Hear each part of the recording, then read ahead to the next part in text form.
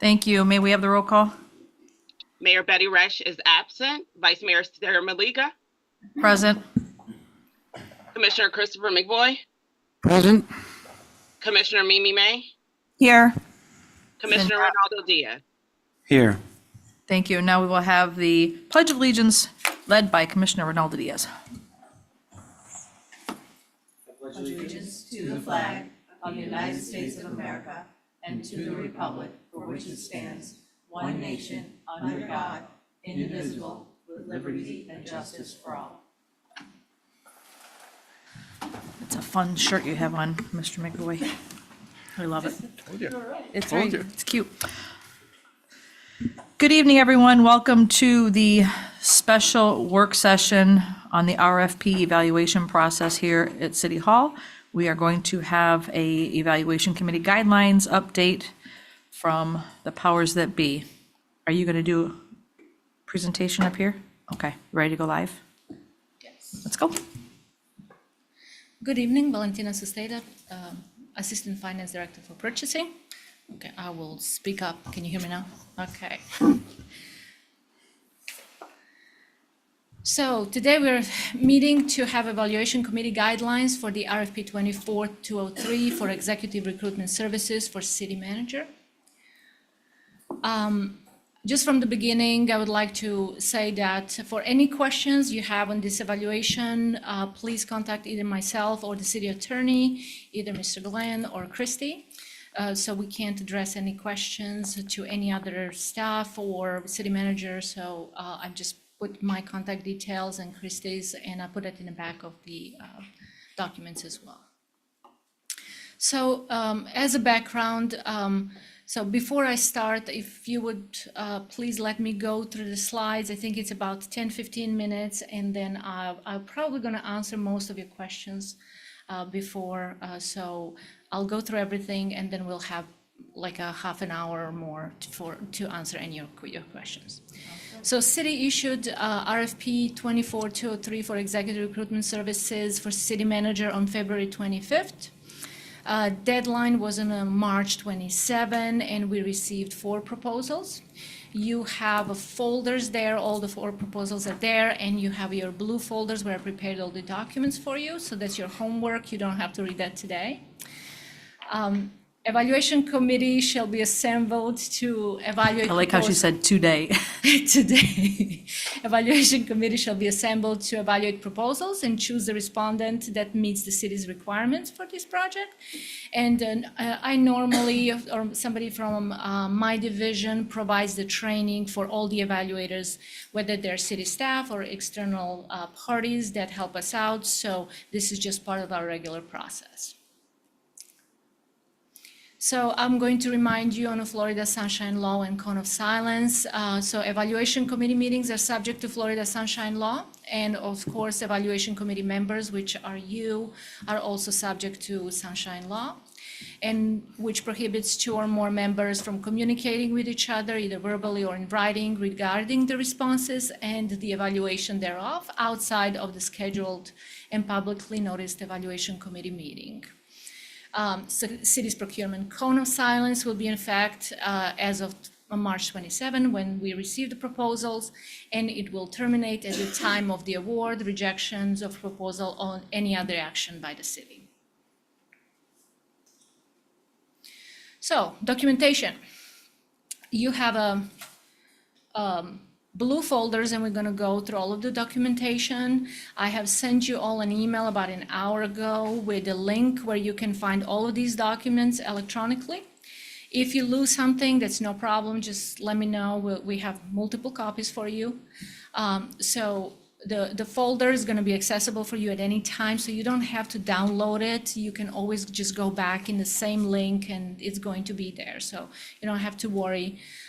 Your originals, they are actually copies. They're all hard copies. They have everything in there. So in the folder, when you open it, you have a solicitation documents, which are the RFP and addendums. In your folders, they are there. I'm going to show you.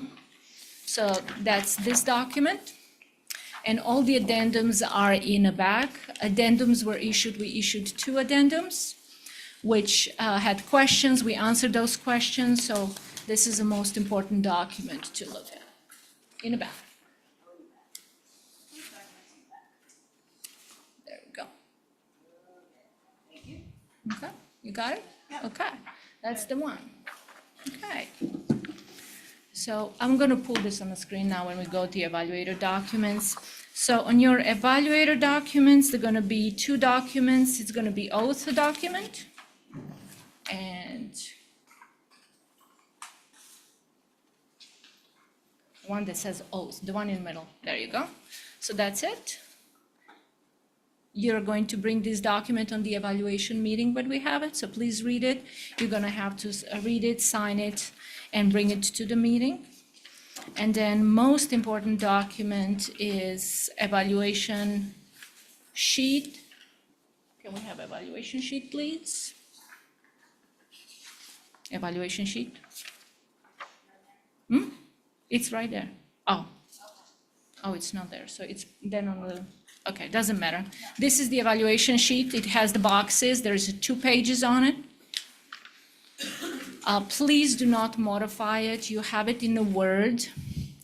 So you can, I left it in Word for you in as a soft copy, so if you want to make a notes or put a comments, you can do that, but please do not modify the left side.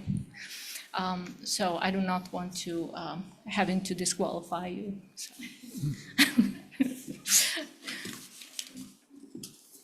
Okay, can we have my presentation there?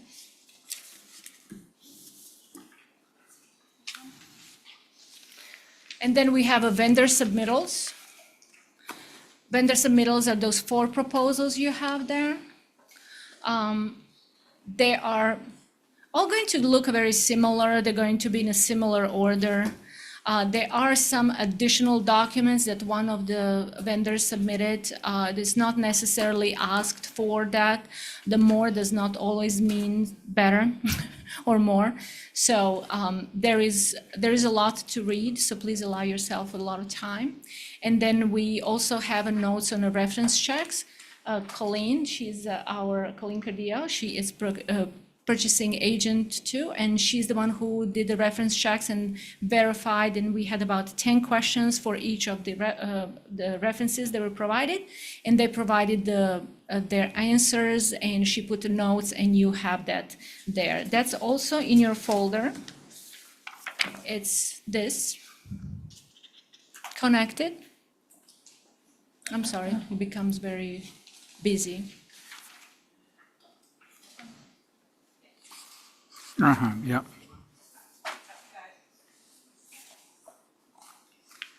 On the right-hand side, you will see the vendor name, and then you're going to see who the reference was and who the person was that Colleen spoke to, and then their answers.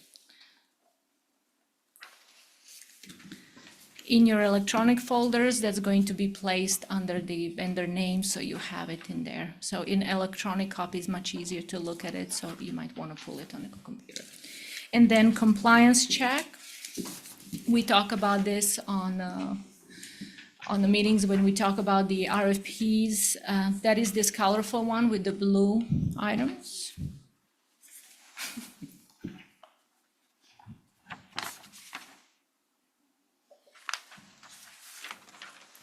Our IT assistance is, we get it.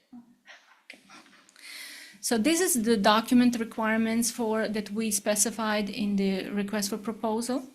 We verified all the documentation, and we have also verified the veteran business preference, small business, and local business preference, and you will see the comments on it. We also have only one vendor applied for the veterans small business preference and local preference. However, they did not qualify by our code, so you have a note of that. And then we're going to look at the termination litigation. We have pulled this up for you. This is one of your evaluation criteria. So we have pulled it up for you so you know that it's there. It's sometimes really difficult to find. It's usually a tab 7, and they say none. That is okay because they don't have anything. All they need to do is stated none, and then scroll it up. There you go. and then those that have something on it. But we're going to talk about that a little bit more once we go into the evaluation process. There you go. Can I ask one question? I see on this one, the one that you have up, under the fourth applicant, in the fourth row, it says only able to contact 2 references, both did not show experience and/or skill was similar. When you say both and did not show experience and/or skill, does the experience or skill refer to the references or refer to the applicant, Tech Army LLC? It was referred to the references, so basically. The references didn't help you out The with, references that were provided were not, so if you go back and we'll go through it, when we go through evaluation process, I'll go through that a little bit more in detail. The requirement was that they provided references that have a similar projects. The company provided references, they were valid references, however, they were not related to the project that we're working for. They have a different, and once you read the proposals, it will make sense to Okay. you what it means. thank you. Yeah. Okay. Can I have my presentation back? Thank you.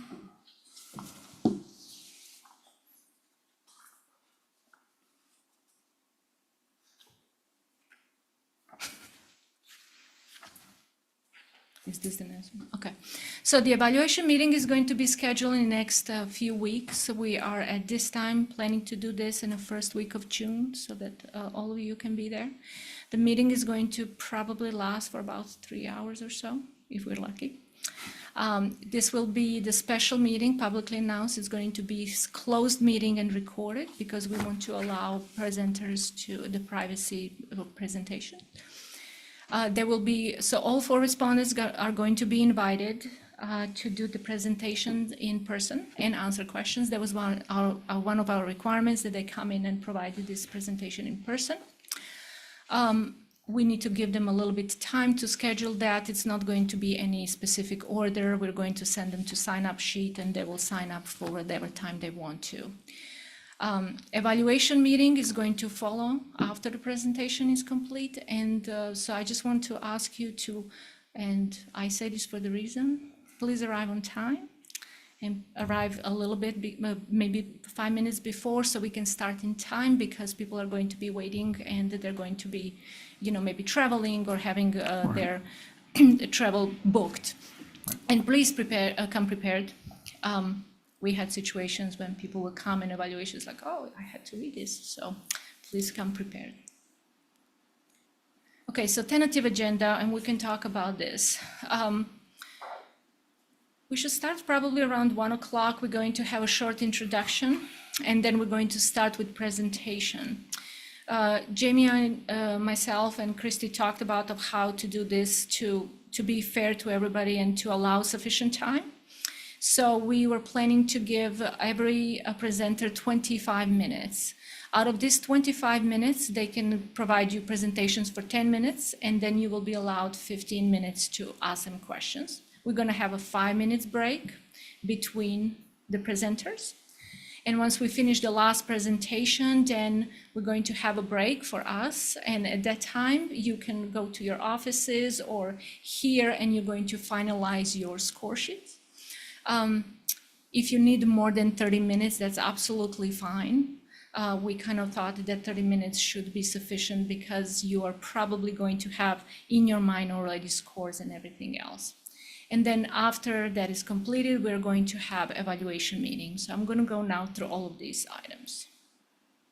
So presentations, as I said, 25 minutes, 10 minutes for presentation. If they go a little bit over 10 minutes, that's absolutely fine. They're just going to cut themselves to, question time. Please allow them to finish their presentations before you start asking questions. So that way they have, sometimes people get confused or maybe get distracted. So we don't want to, just to cut their time short. You can ask questions after the presentation, and please be mindful of the time for all of you. It's 5 of you, and you all will want to ask some questions. You may not want to ask any questions, so if you don't want to ask questions, that's okay. Sometimes their presentations are going to be covering everything that you wanted to know, and it's okay not to ask questions. So they're going to be briefed, and they will be told that, you know, it's okay if you're not asked questions. It's not the problem. We will time each session for 25 minutes, and after Sheila says no more, when she has her beep time, we will have to stop. It is made in this way. We do this so that every presenter has the equal opportunity, and that we treat everybody equally. So we should not be allowing more time for one or less time for another. So we should not be cutting into either time for any of the presenters. So the evaluation process, you have all your documents. So I will provide you with some guidance, but I also going to give you some advices that I do always for all of our evaluators. Review all solicitations documents first. So start with your RFP. It's been a while since you've seen it last time. Definitely look at the scope of work, what we ask for, and the evaluation criteria, and then start reading them. I normally start when I do my own. I read all the proposals first, and then I go back and I pull my sheet, and then I start looking at what we were asking, where that is, compare them from what is written in the proposals, and then against one another, because you're going to be given that information. One might be better, one might be less. They're going to have various and very variable experience. So don't expect that everybody is going to be compliant in everything. So you have to look for those. And they may provide the scope of services or services in their proposal that we didn't ask for. So evaluate them based on the evaluation criteria. So use that evaluation sheet as your working sheet. So focus on how many points on each of those questions there are and kind of build it in. Consider the information and responses that are relevant and factual. You might be familiar with some of those companies. Try to put that aside and try to look at what is presented in documents. You may score your evaluation sheet before the meeting, and I strongly recommend that, so you have something in your mind already. That does not have to be your final scoring sheet. You can change it, you can do whatever you want with it. However, the last sheet that you submit to us is going to be the public record, and we will verify it after we read it in the end, and I'll go to that later. Be unbiased. If possible, sometimes you're going to get upset when you see certain things written in the proposal, but you know, there are certain things that are going to be there that you're not going to like, and you can discuss that. You have to score everything except the veteran small local business preference. If you see on your sheets, they were all given a 0 on that, so you don't have to worry about that. I'm going to get you to the last part of the evaluation, which is termination litigation. Everybody has those questions when we do the training and when they start reading it, so you're going to call me, so you can still call me. If somebody says that they did not have any termination litigation, that's okay. You should give them probably 5 points. You should not give them 3 points. I mean, if they did not have any issues, they should not be getting 3 points, or 4.5. If they did have something, that does not mean that they necessarily have to score less points. You have to look at those details that they have provided and assess how much risk that actually presents for the city. That might be a huge risk. What happened? They may not be relevant at all. So that's how you're going to look at that question. And we can always go through that on the evaluation meeting, but you should just kind of read it and try to see what that is. If you put a 0 scores, that would mean that they absolutely did not provide anything on that, and you will have to put a note in writing on your sheet why you put a note 0. Okay. So after we went through the presentations, you're gonna go and do all of the scoring when you are in your 30 minutes time. We're going to come back here and then we're going to start the discussions of the proposal. So among you five, you're going to discuss proposers, and there are different ways of evaluators doing that. Sometimes they start, let's talk about this proposal first on this vendor, and then everybody provides their comments, or you may start with your comments for each one of you, for each of the companies. You kind of want to maybe think about that. How do you want to do it? Either way is okay. I strongly encourage you to have a discussions, because one of you may notice something that the other one did not notice. So it's important to discuss. You also need to take in consideration the presentation and questions and answers, because once they have these questions that you have and they answer that, maybe that was not in their proposal, but you need to take that into consideration when you're evaluating. That's why we have the presentation as well. So maybe they didn't cover it in their proposal, but when they come in and do the presentation, oh wow, they actually can do that, but they didn't put it, so that's important. So, and you may adjust your score. So if you pre-scored your sheet before and you come in and now, oh, wow, I did not notice that, maybe you will not. So I need to adjust my score because I gave them 20 points. They should have only 15. So that is okay. If you do that on your sheets that you're going to submit it, please make it very clear of which one, or circle it to do something like that so we can see it clearly of what it is. Quite often after evaluation, the public records are requested, so that way it's clear when we scan them so we can see it. So after we finish discussions, when you're finished, we're going to read the scores, each one of you, and Colleen's gonna record that on a computer in this massive Excel spreadsheet. So it's gonna take a while. We're going to start from the top to the bottom for each vendor, and she will put it in, and we're going to calculate all of that together. We're going to take your sheets, and then we're going to verify what you read, it's actually what is written, and make sure that we have everything correct. And then we're going to read the final scores and announce the ranking. And then decision. After we read the scores, you have basically only several options. You can recommend the award to the highest ranking respondent. If you do that, we don't need to have, and no further action is required by the evaluation committee. And the contract will be negotiated through with the standard city terms and brought to the city commission meeting for your approval when it's available. However, if you recommend a different decision, that's also possible, and you are allowed to do that. You may ask for additional information by the highest ranking respondent. Maybe he's great, but didn't really provide everything that you wanted, so we want to hear more. You can shortlist them. If you shortlist and say, well, we want to hear two more again, you can do that. You can ask for the additional information and additional meeting. You can ask us to, let's say you loved the proposal from the highest ranking respondent, but you didn't like certain things on their proposal, so you want the city staff to negotiate that, you can ask for that too. You can ask to cancel the RFP and of course to rebid this, etc.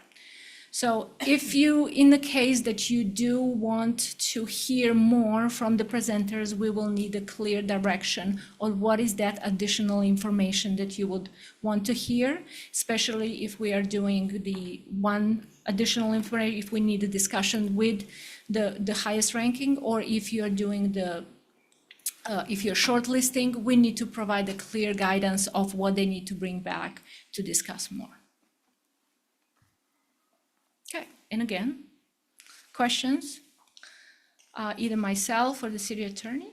Here are the phone numbers and emails anytime you have. Once you start reading it, you are probably going to have questions, and that's okay. This is your first time, probably, I don't know. But for the staff, I always say, yeah, this is all clear. And then we are before the meeting, oh, I really don't understand what you said. So that's absolutely fine. So feel free to give me a call or our city attorney, and we're more than happy to help you. So that's it. And you haven't set the date yet, correct? We did not set a date. Wanda is going through your calendars, and we're trying to find a time so we can have, I would say, probably 3 to 4 hours.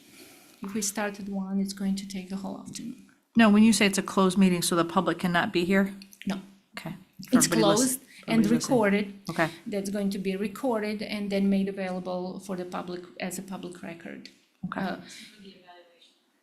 Yes, so during the presentation. So when it's evaluation, then we Then it's can- open to the yes, public? Yes. Okay. Any questions from anybody? Lights? Commissioner May? Okay, I have two questions. One, when you were talking about coming with the copy that you gave us of the evaluation sheet. So let's say we put in our numbers, right? But we don't, and then we come here and we hear more and we want to change them. Yes. So that's- do you want us to be crossing out and changing it, or can we erase and change it, or do we start a new sheet? You How can, does that go?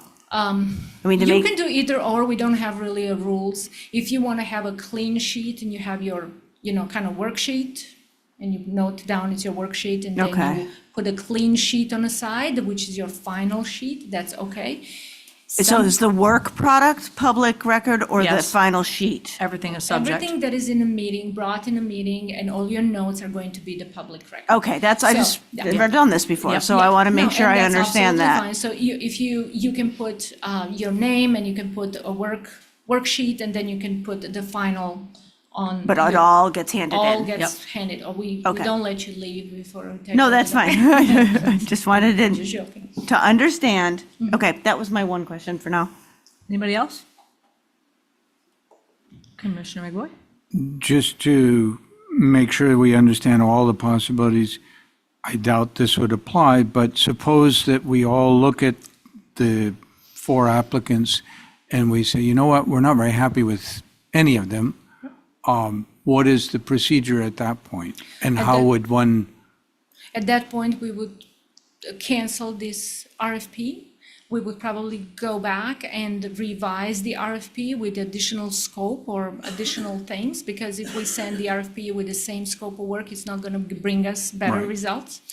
We will revise the RFP, bring it to you to review, and then we will republish it. thank you. I do have one question. Are all the, I haven't gone through the respondents yet. Are they all Yeah. Florida companies? I think one is not, right? I'm sorry. Two are out of, two out of yes, I state. think one is DC, one is Colorado, and two are Florida. Okay, thank you. That it? I have a quick one. So if we, once we get the ranked responses and we want to request information, should we wait to a next meeting? Do you want us to do that through like any specific manner if that So- happens? Preferably that additional information that you want, then if we can get that at this meeting.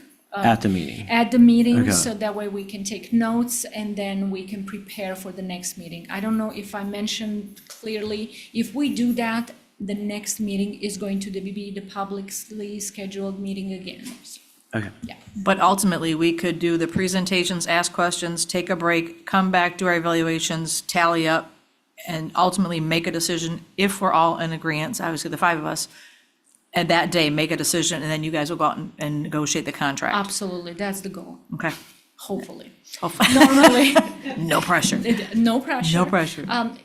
What you are going to see and what we normally see, you will probably score very similar. You're looking at the same documents, you're looking at the same scope, and you're looking at the same evaluation criteria. So it's very rare that evaluators are off. We always see that consistently being very close. So I doubt you are probably going to have one of the favorites or 2 that is going to be out of everything. So it's very common. I rarely see different. So, Well, thank you guys for all your hard work. I mean, there's a lot that goes into this, and before it even gets to us, so I know we all appreciate your hard work, and this is, again, the biggest decision that we are going to make as electeds, in my opinion. I'll state it personally. hiring a city manager who's going to continue to run the city and take the city to the next level and fulfill the vision of the residents, right? So this is an important step, and I'm glad that we're not rushing it, that we're being thoughtful, and I want to thank staff for all you guys do. No problem. Motion to adjourn? You don't need a motion for a work session. Okay, that was a special meeting. Okay, so we're on a break. We get 27 minutes. Yes. Go eat fast, if you're here to eat.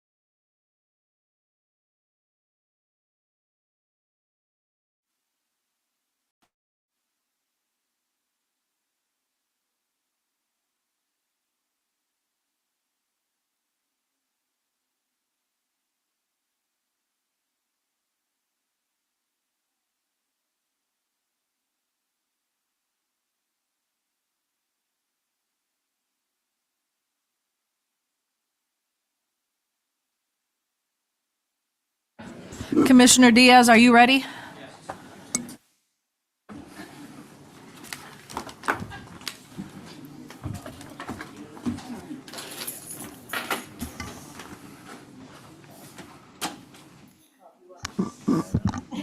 I'd rather call him out now before we get called out. I was just about to. Madam Vice Mayor, it's 6:01 and we are live again. Yes, ma'am, let's roll. Mayor Betty Rush is absent. Vice Mayor Sarah Maliga. Present. Commissioner Christopher McVoy. Here? Commissioner Mimi May. Commissioner Ronaldo Diaz. Here. Thank you and welcome to Tuesday, April 30th, 6 PM Electric Utility Commission meeting. We have a revised agenda. Did everybody receive that, the revised agenda? With the last added item? Item F. I'd like to have somebody make a motion to move item F to item A under new business. If we can have that discussion because this attorney is on Zoom waiting for us. So, for the essence of time. I will make that motion to move F to A. Second. Thank you. All in favor? Aye. Aye. Awesome sauce.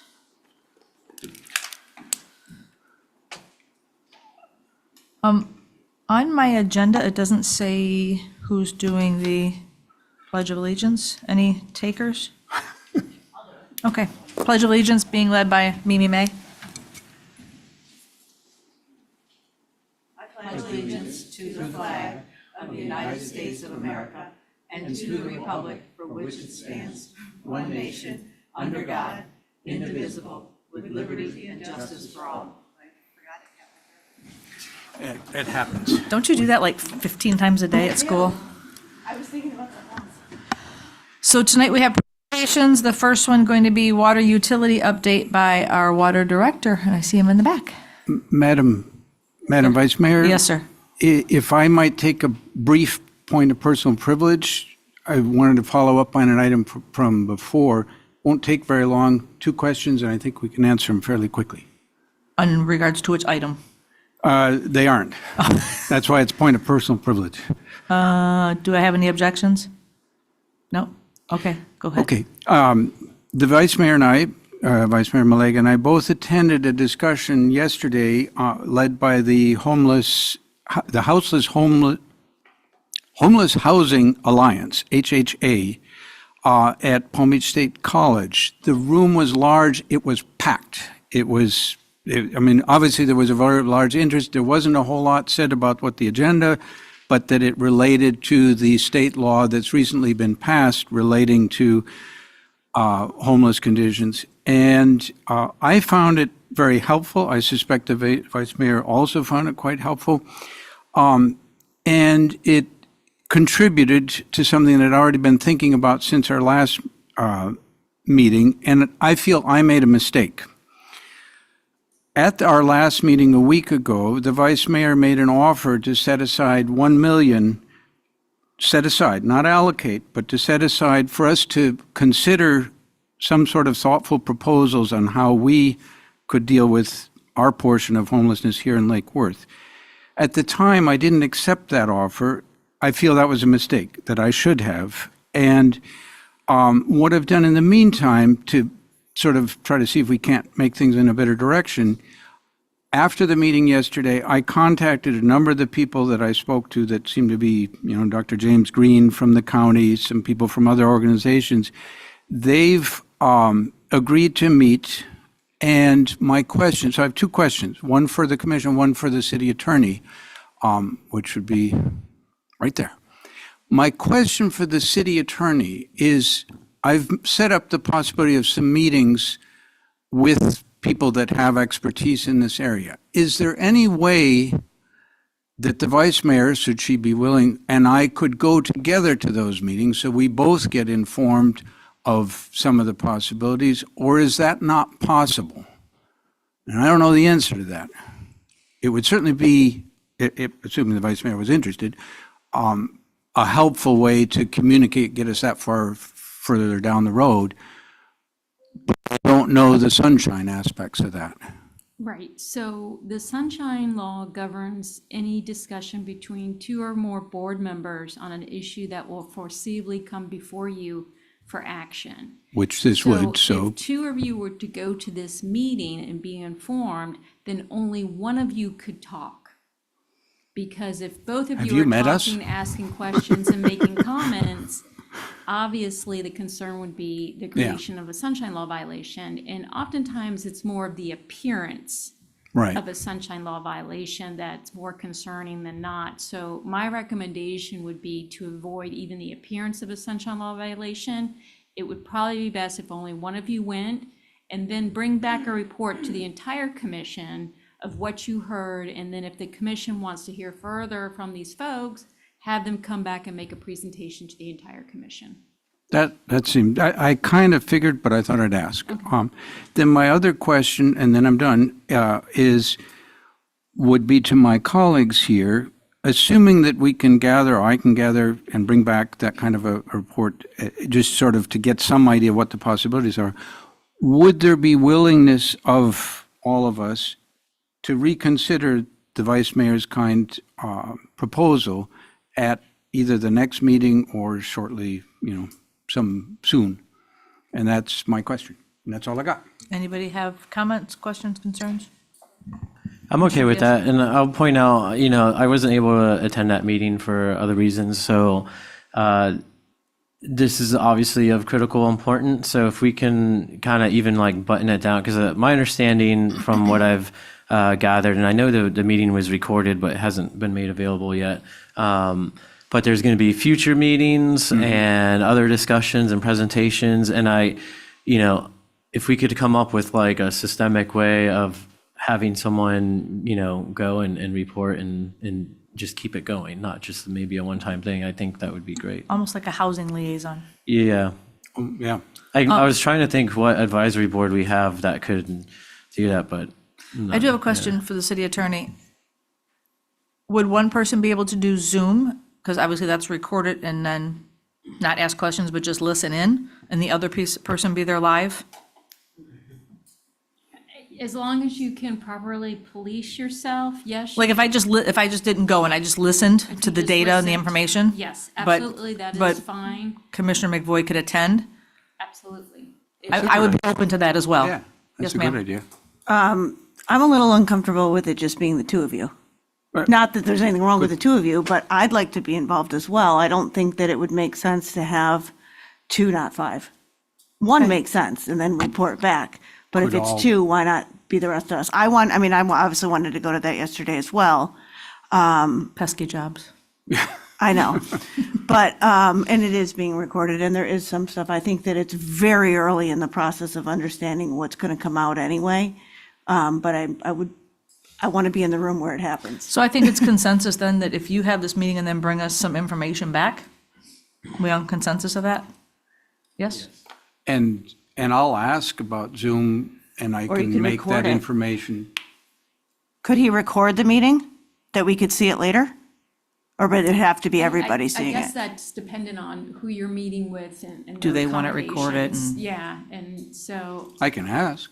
I doubt they'd have any maybe you objection. can ask and provide the information to the city manager or his departments and let them decide the best way to maybe make it available for everybody.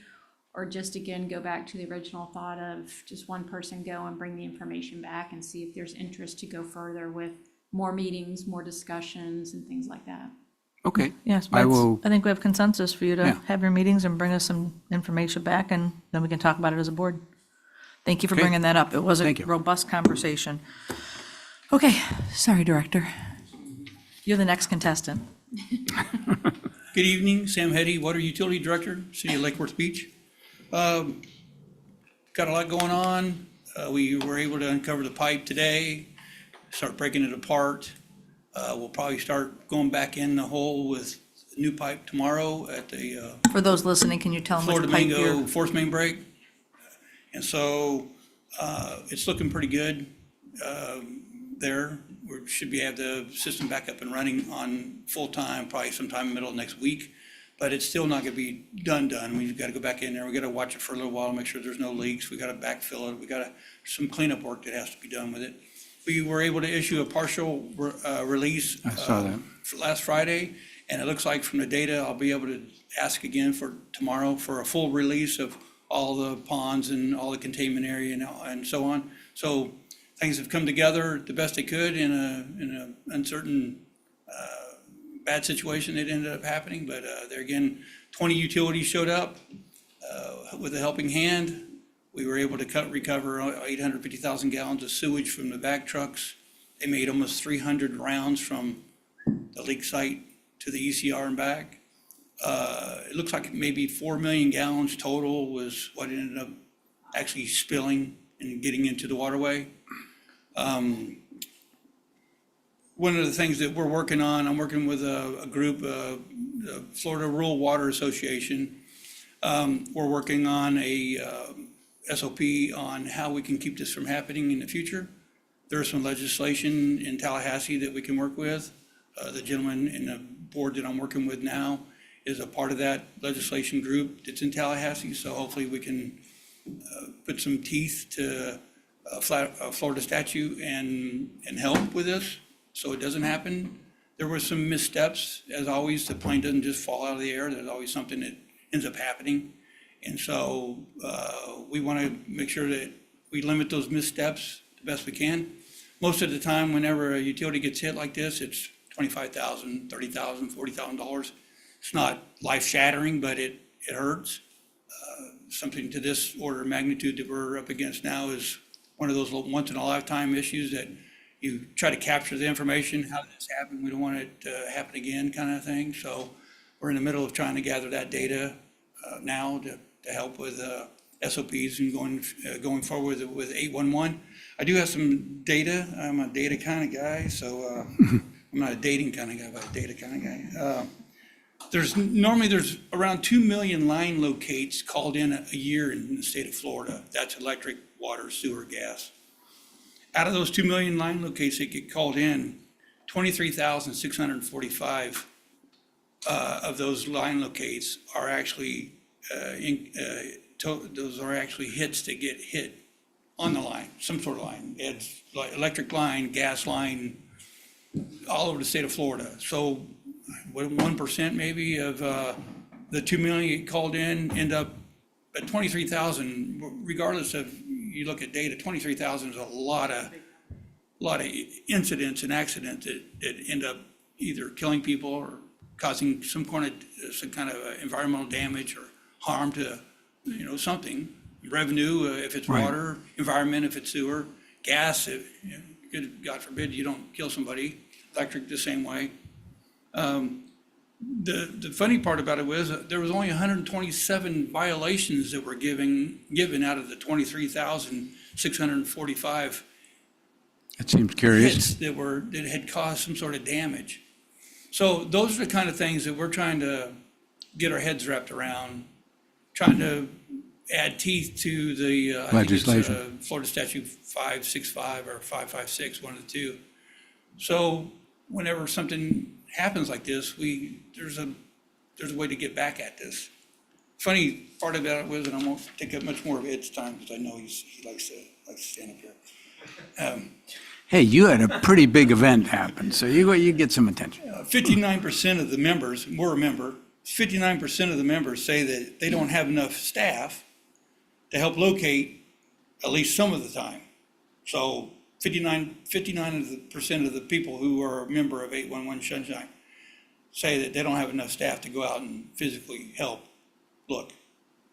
57% of the excavators or the contractors out there say that at least sometimes, not all utilities have been marked when excavation starts.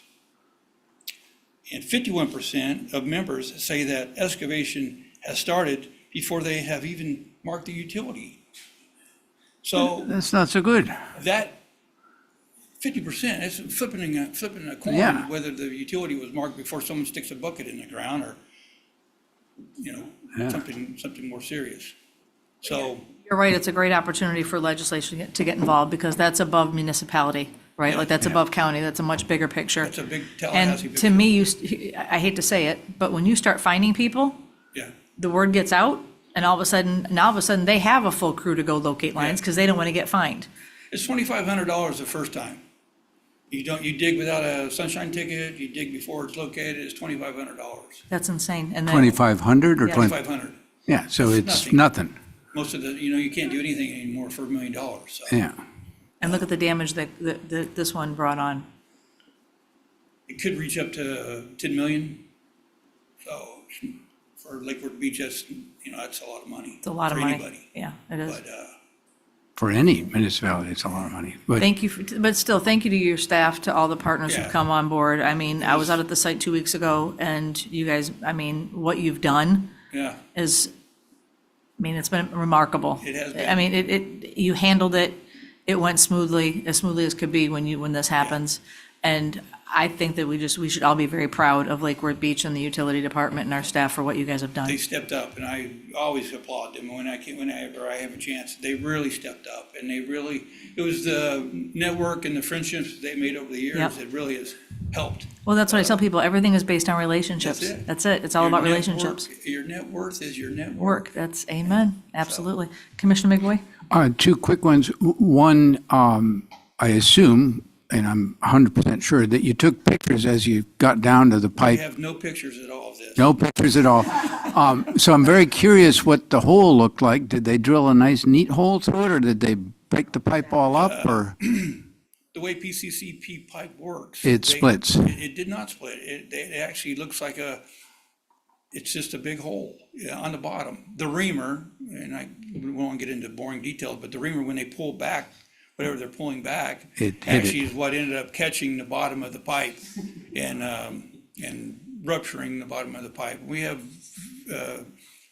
pictures. We've Up had to the yazoo. surveyor out there. We've had everybody out there. I have a gentleman from Dallas out there with us tonight because the PCCP pipe is such a irregular type of pipe to work with. It's specialized pipe. We had to fly a gentleman in here from Dallas, Texas, to help us make sure that this goes in the right way and we don't have any leaks, Right. no issues in it going forward. My other one was, you mentioned a number of missteps led to this.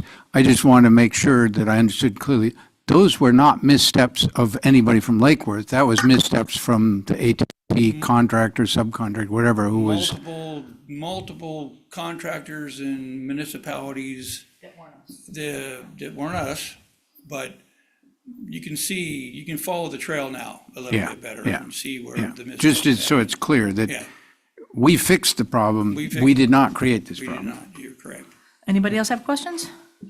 Did you have a hard time getting like the tools to do the diversion and things like that? Was there enough agents, municipalities, contractors around who had all the tools we needed and we could get them quickly? No, the HDPE pipe that we use for fusing came from Tennessee, I believe. The sheet piling that we use came from Nevada, Las Vegas, Nevada. I flew this gentleman in from Dallas. The pipe the county had, some of the fittings the county had, Miami-Dade had some of the fittings. So we have our work cut out because now we're gonna have to replace all that, but Yep. now we're gonna wanna make sure that we have spare fittings on the shelf in case this happens in the future. Knock on this, it doesn't, but yes, it was from all over the place. But there again, networking, the contractor, Hinterland, who has been out there since day one, they had very good connections with people. I've been in the contracting business world myself. Very difficult to find things. When you don't have them, it don't matter how much money you got, you just can't find them. Right. And they were able to go COVID out- taught us that. Yeah, and they were able to go out and get this stuff and bring it there and get it done in a timely fashion, and so. If there's anybody you think that, I didn't mean to interrupt you, I apologize, that we as a board should write a thank you letter to and all of us sign off on it, any municipalities, any people out there, please send us the list so we can make sure that we express our sincere appreciation for them being a great partner. I sure will. Yeah, it was Floor a great warning would be idea. one of them, Florida Warning, which is a part of DEP. That's my initial call was to the Floor Warning group, and then they started the ringing the phone and getting everybody up and making sure that we can get people there on time and what we needed. So that's the number one group that I would say that we needed to talk. Okay. DEP did a great job. They weren't on my back. They weren't out there pointing fingers and yelling and screaming, Good. which helps. So they did a fine job helping manage the situation as well. If you could email us a list of who we could compose one letter to and sign, Absolutely. all of us sign it and send it off, I think that would be, Yeah. it's just a small token of our sincere appreciation. Yeah, absolutely. Yep. Thank you. Anybody else? I just keep thinking of MacGyver. I wish it was some bubble gum and some Balaam wire. I really Would have been a lot I cheaper. really do. But unfortunately. What about that Gorilla Glue? I see that commercial all the time. That didn't work. And I've checked Home Depot, they have lots of 36-inch fittings. so, Exactly, Yeah. exactly. All right. But yeah, there again, you guys are more than welcome to come out anytime you want to take a look at really what's going on out there. Be a good time between now and probably Friday. After Friday, you might not be able to see anything. We may start backfilling. I don't know just yet, but between now and Friday, if you really want to see what's going on out there, it'd be a good opportunity. Perfect. Thank you so much, Director. Thank you. We appreciate you. Appreciate it. And without further ado, Director Liberty. Hi, good Electric evening. Utility. For the record, Ed Liberty, Director of the Electric Utility. Begin by adding on to those comments that we were on a fantastic run of reliability and outage-free until a contractor truck working at the site pulled away from the excavation, and the bucket of the truck hit the overhead 26 kV line, taking out a large number of customers. That was the bad news. The good news was that nobody was hurt. Yeah. That was very important. And that one of the elements of our system hardening and reliability improvement program did swing into action, what we call the midpoint recloser. Event tripped after a few tries of reclosing, tripped, and it limited the damage beyond that. So we lost a sizable number of customers for about an hour. The crew was able to cut that free, get those customers back, and that left us with about a half a dozen or so customers in an immediate neighborhood who were affected.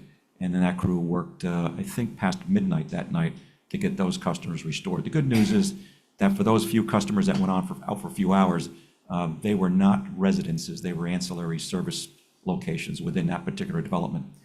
The other good thing was that the team identified, as they did the excavation, what appeared to be some underground lines. We checked them out. It turns out that they were our underground lines, so we cut those clear and made that area safe as well. So it did affect our outage results, which for the start of the calendar year have been outstanding. We've had tremendous improvement in reliability.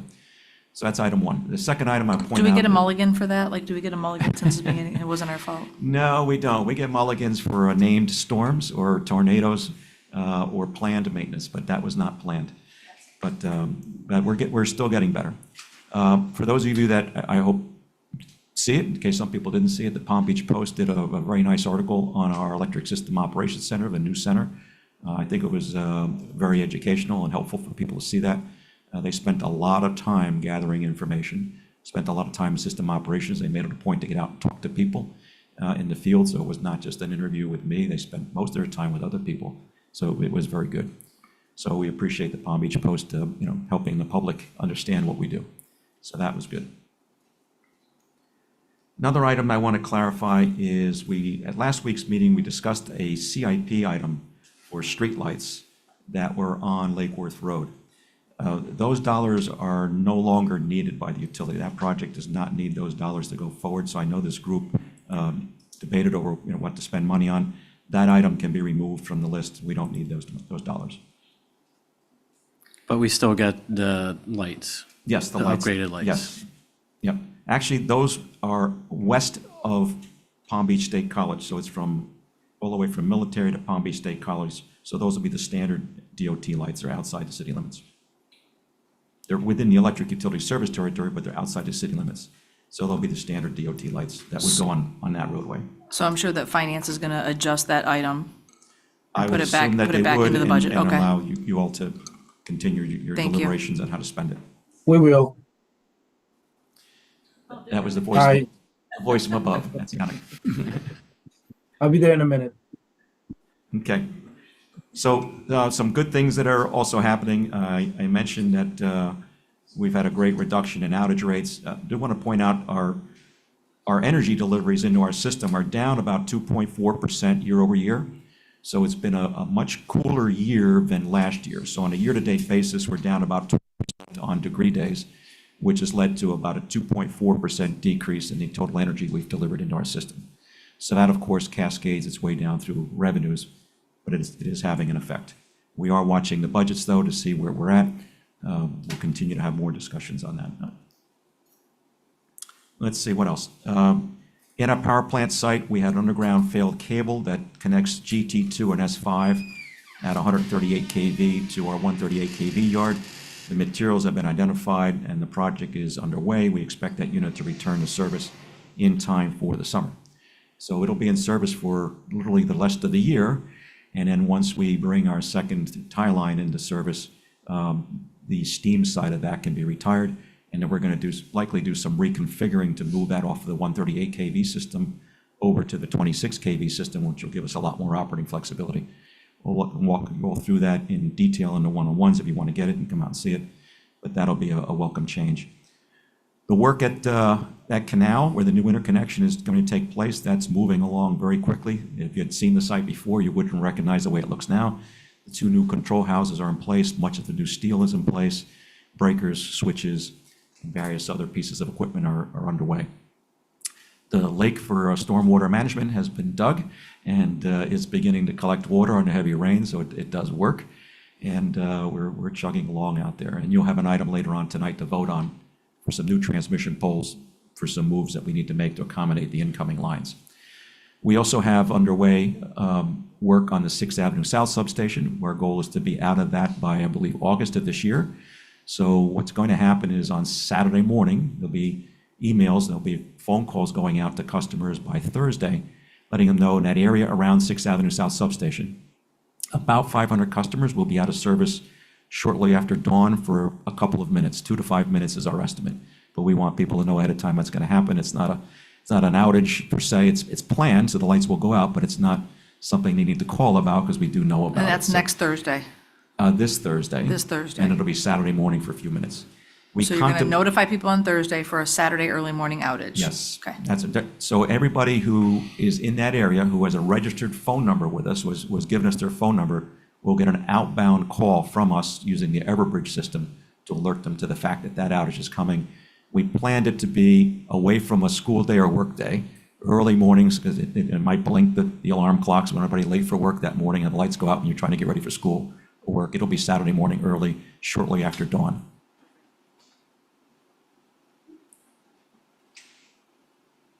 And that completes those remarks. We're going to move into a discussion. Excuse me, Director Liberty, I have a question. Yes.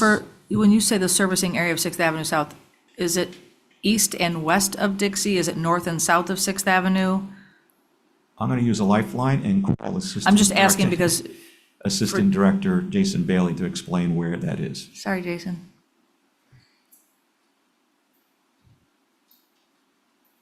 And you'll all recognize him from the video that went along with that Yes. Palm Beach Post article.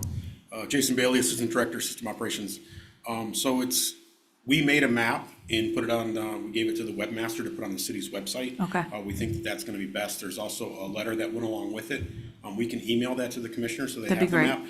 It's just because it's two separate circuits, it's not a geographical Okay. square. It's really, it's like from 5th to 8th between Federal and the railroad tracks.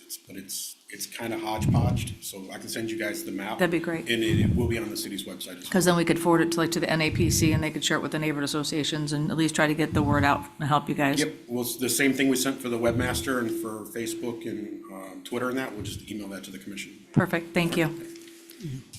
Thank you. So we're going to roll into a presentation, which the Vice Mayor Malega asked for. I'm sorry, another one. A quick one. You may not know, but I'm a big fan of watching the overhead line at 7th Avenue North. And you folks undergrounded, actually, I think it's two lines, a 4 kV and a 28 or 6 or something, two sets of them. And I was waiting to I have pictures when the lines were still across 95 and somebody told me, yeah, when it's real quiet, we'll take those down. And then they came and they were gone. They were gone.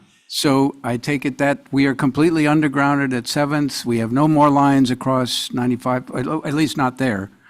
At least not there. We have 138 kV lines overhead in other parts further south. Right. But it was very cool to watch the stages of that Yeah, and see it. so that lightning rod at 7th Avenue that crossed 95 is now gone. Yeah. And it's underground, which will give us years of much better reliability. And we did upgrade much of it to 26 kV, so it gives our switching capability a big, big boost for reliability in the system. Cool. So we have two other items under presentations. The first one of which is an update on electric rates that was requested by Vice Mayor Malega after seeing some of the news about what our neighbors were doing to assure our customers where we were. So I'm going to introduce Craig Shepard of Leidos, our rates consultant, to come on up and lead us in this presentation. Good evening, Craig Shepard, Leidos Engineering, Orlando, Florida. Just a quick presentation, and it's good news, your rates are low. With just an update on where you stand. Let's see, do we have the presentation up anywhere?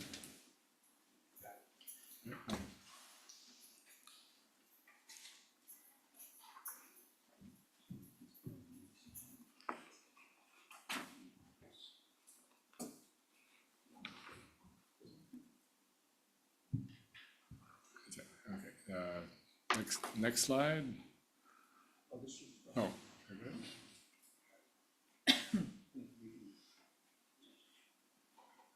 In your second line, the neighboring IOU, that's Duke, right? No, your immediate neighbor is FPNL. As you know, the city of Lake Worth Beach has been reducing electric rates based on decreases in purchase power costs, and the latest decrease was in March, and it's still effective at that level. And the neighboring IOU has announced in the media a $14 per thousand reduction starting in May, starting tomorrow, I guess. At the same time, they already have an approved base rate increase in next January. So we wanted to just present that even though they're announced a $14 decrease, where does Lake Worth Beach stand? And in March, for 1,000 kilowatt hours, Lake Worth Beach was about $33 less than FPNL. That is big. Yeah. And so even with this decrease for FPNL, they are still about, $18 less. So now Lake Worth Beach residential rates are still significantly below the neighboring IOU. And even with the reduction, and they're well below the Florida municipal average and well below the Florida IOU average. And that's on residential. And then with the reduction in rates, the commercial rates are, we can say, competitive with other rates in the state. So, we've come a long way. Pretty good. So just if anybody's interested in the detail, this is Lake Worth Beach residential rate. It's not that complicated. You have a customer charge, a 2-block energy charge, and a 2-block PCA. This is the PCA that was effective in March. So $11.08 customer, energy charge $72.45, PCA $24.38, total of $107.91. So that's where it is today and for, I guess, for the next couple months, since March. FPNL is a little more complicated. They publish their rates plus a lot of adjustments. They have a customer charge, energy charge, fuel charge, and then every year they update there's a separate conservation charge, capacity charge, environmental charge, storm charge. It's like going to a car dealership. Yeah, but look at all the options you got. As they announced, the $14 decrease included a $7.70 fuel charge decrease and a $6.65 storm charge. They had a 2-part storm charge, a recovery of past storms, and then a storm charge, which is still in effect, the 557, and that is to harden their system and to prevent damage in future storms. So total, and then everyone in FPNL's service area pays a franchise fee, usually 6%. I'm calling Commissioner McVoy, but then I have a question as well. Go ahead, sir. Or you can go No, ahead. go ahead. Two things. One, and this, I guess, is to our city manager, to anybody who's listening, is how can we hire a town crier who can get this word out? Because the hardest thing in this city is to tell people that are not crier like crier, but crier like loud. The hardest thing to convince people, including my wife, is that our electric rates are lower than our neighbors. Nobody believes it, or maybe they're coming around a little bit, but somehow, I mean, these are amazing numbers, and they're the real numbers. I mean, you can't argue We with should them. put a comparison on the billboard, the flashing billboard on I-95. We should do something, Something. because it's a big deal, and It's well-known in the industry, but it's probably your typical customer doesn't think this. they don't read the industry They reports. always Nah. know that So- their rates are high. Yeah, I So think- to that end, there was, I think about a month ago, 2 months ago, we're obviously a staff not involved with campaigns, but we heard that I think it was Brian Mudd, the Brian Mudd Show, looked at statements that were made by candidates. I'm not sure exactly which candidate was about our rates. And he did his own analysis. I'm pretty sure it was Brian Mudd that did this. And it said, are Lake Worth Beach's rates really that low? And he confirmed this in this little snippet that, yes, in fact, they were. So we obviously, I've never met him, and we didn't ask him I to don't do know. that. He picked up That would on- be me that they fact-checked. Okay, so they picked up on that. That was obviously some good press. We talk about it in our meetings, so it's in our records, to the extent that people actually are watching these meetings, that the word gets out. I am a guest at various neighborhood associations from time to time. I talk about it. There's still some non-believers in the group. And I stress, oh, yes, it is, and we are cheaper. And we do have employees that live in the FPL territory that from time to time will share their bills and we'll run a comparison. And we see that we are cheaper. Now, we don't gloat about it. We're proud of it, but we want to be competitive. We want to be fair. We think that our neighbors do a tremendous job for their customers too.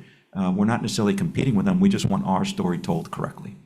And the longer that we can be competitive, the better. Years ago, we were not, but we certainly are now, and we have been for a while. Yeah. Well, So I mean, let's the get fact that we're resident-owned, we're not a corporation that's looking at profit margins, right? I mean, that's what we are here, we're a utility that's owned by the citizens. So it's a different mindset too. So when you invest here, you're investing back into your own infrastructure. Yeah. Well, I think that's why it's really important. I agree about not gloating, but it's more than just having a less of a bill. It's also, we have less of a bill, but the money's being, if you look at the ratio of what's being reinvested into like the SHRIP program and things like that, I suspect those numbers would also be equally impressive compared to others.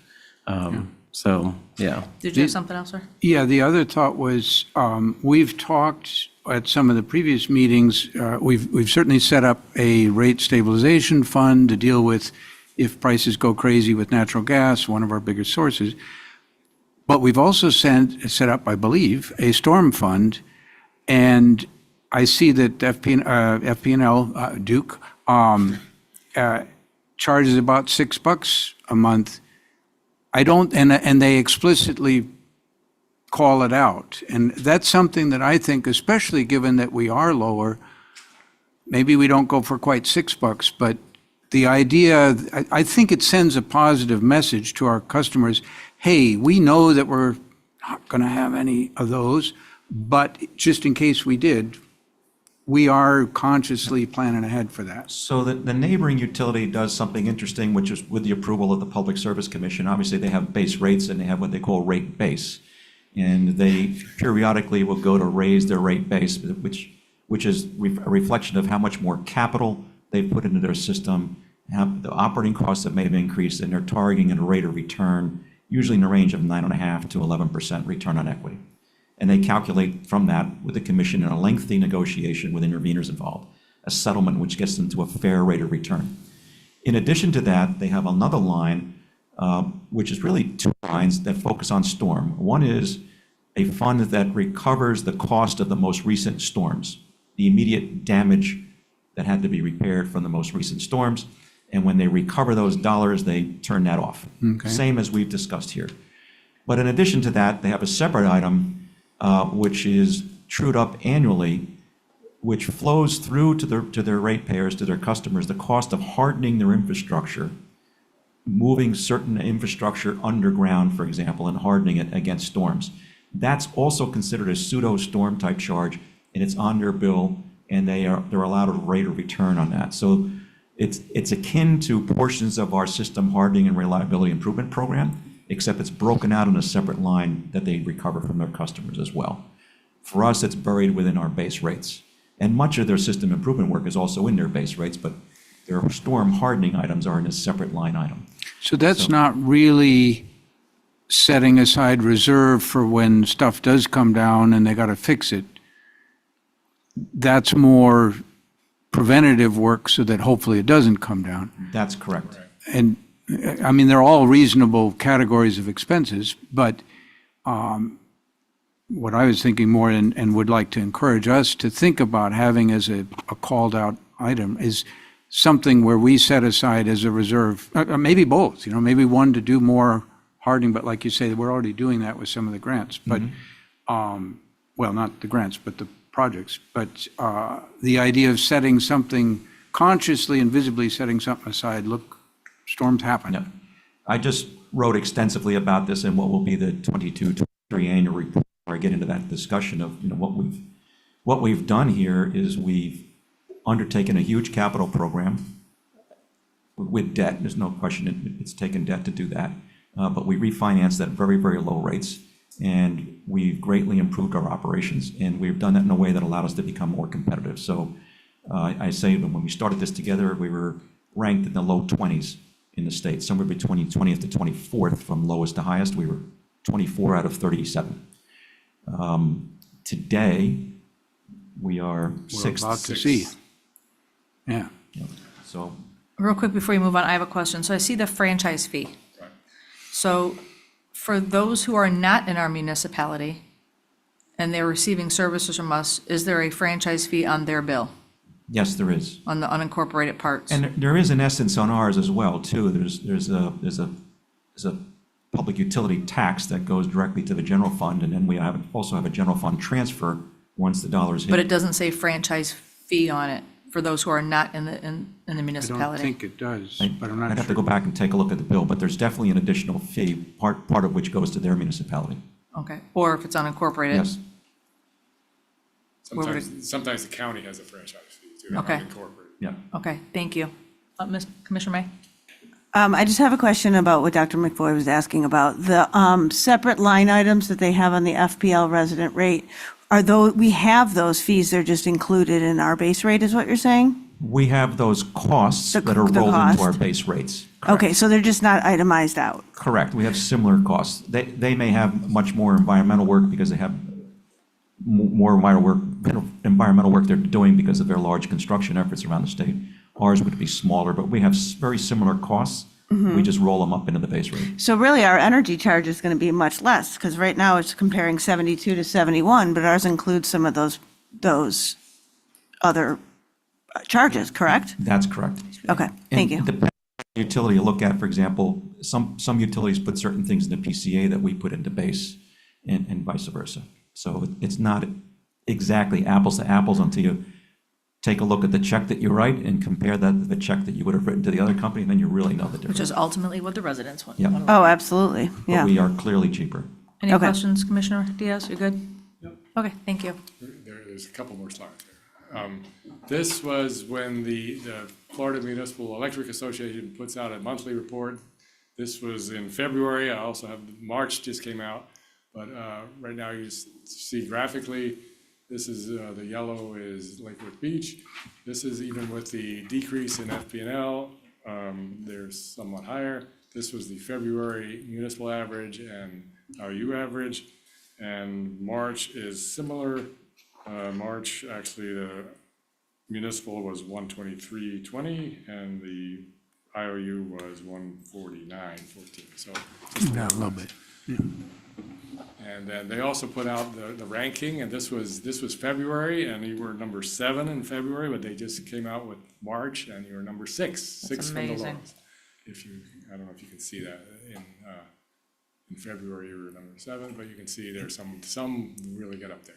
And when we say number 6, that, you want to be number 1, meaning the lowest in the state. And we're not quite there, but we're pretty darn close. And some of these a couple of these are low because they over-recovered during the gas price, and now they're giving it back, but you were a little more stable and spread it out more. So a couple of these are low just temporarily.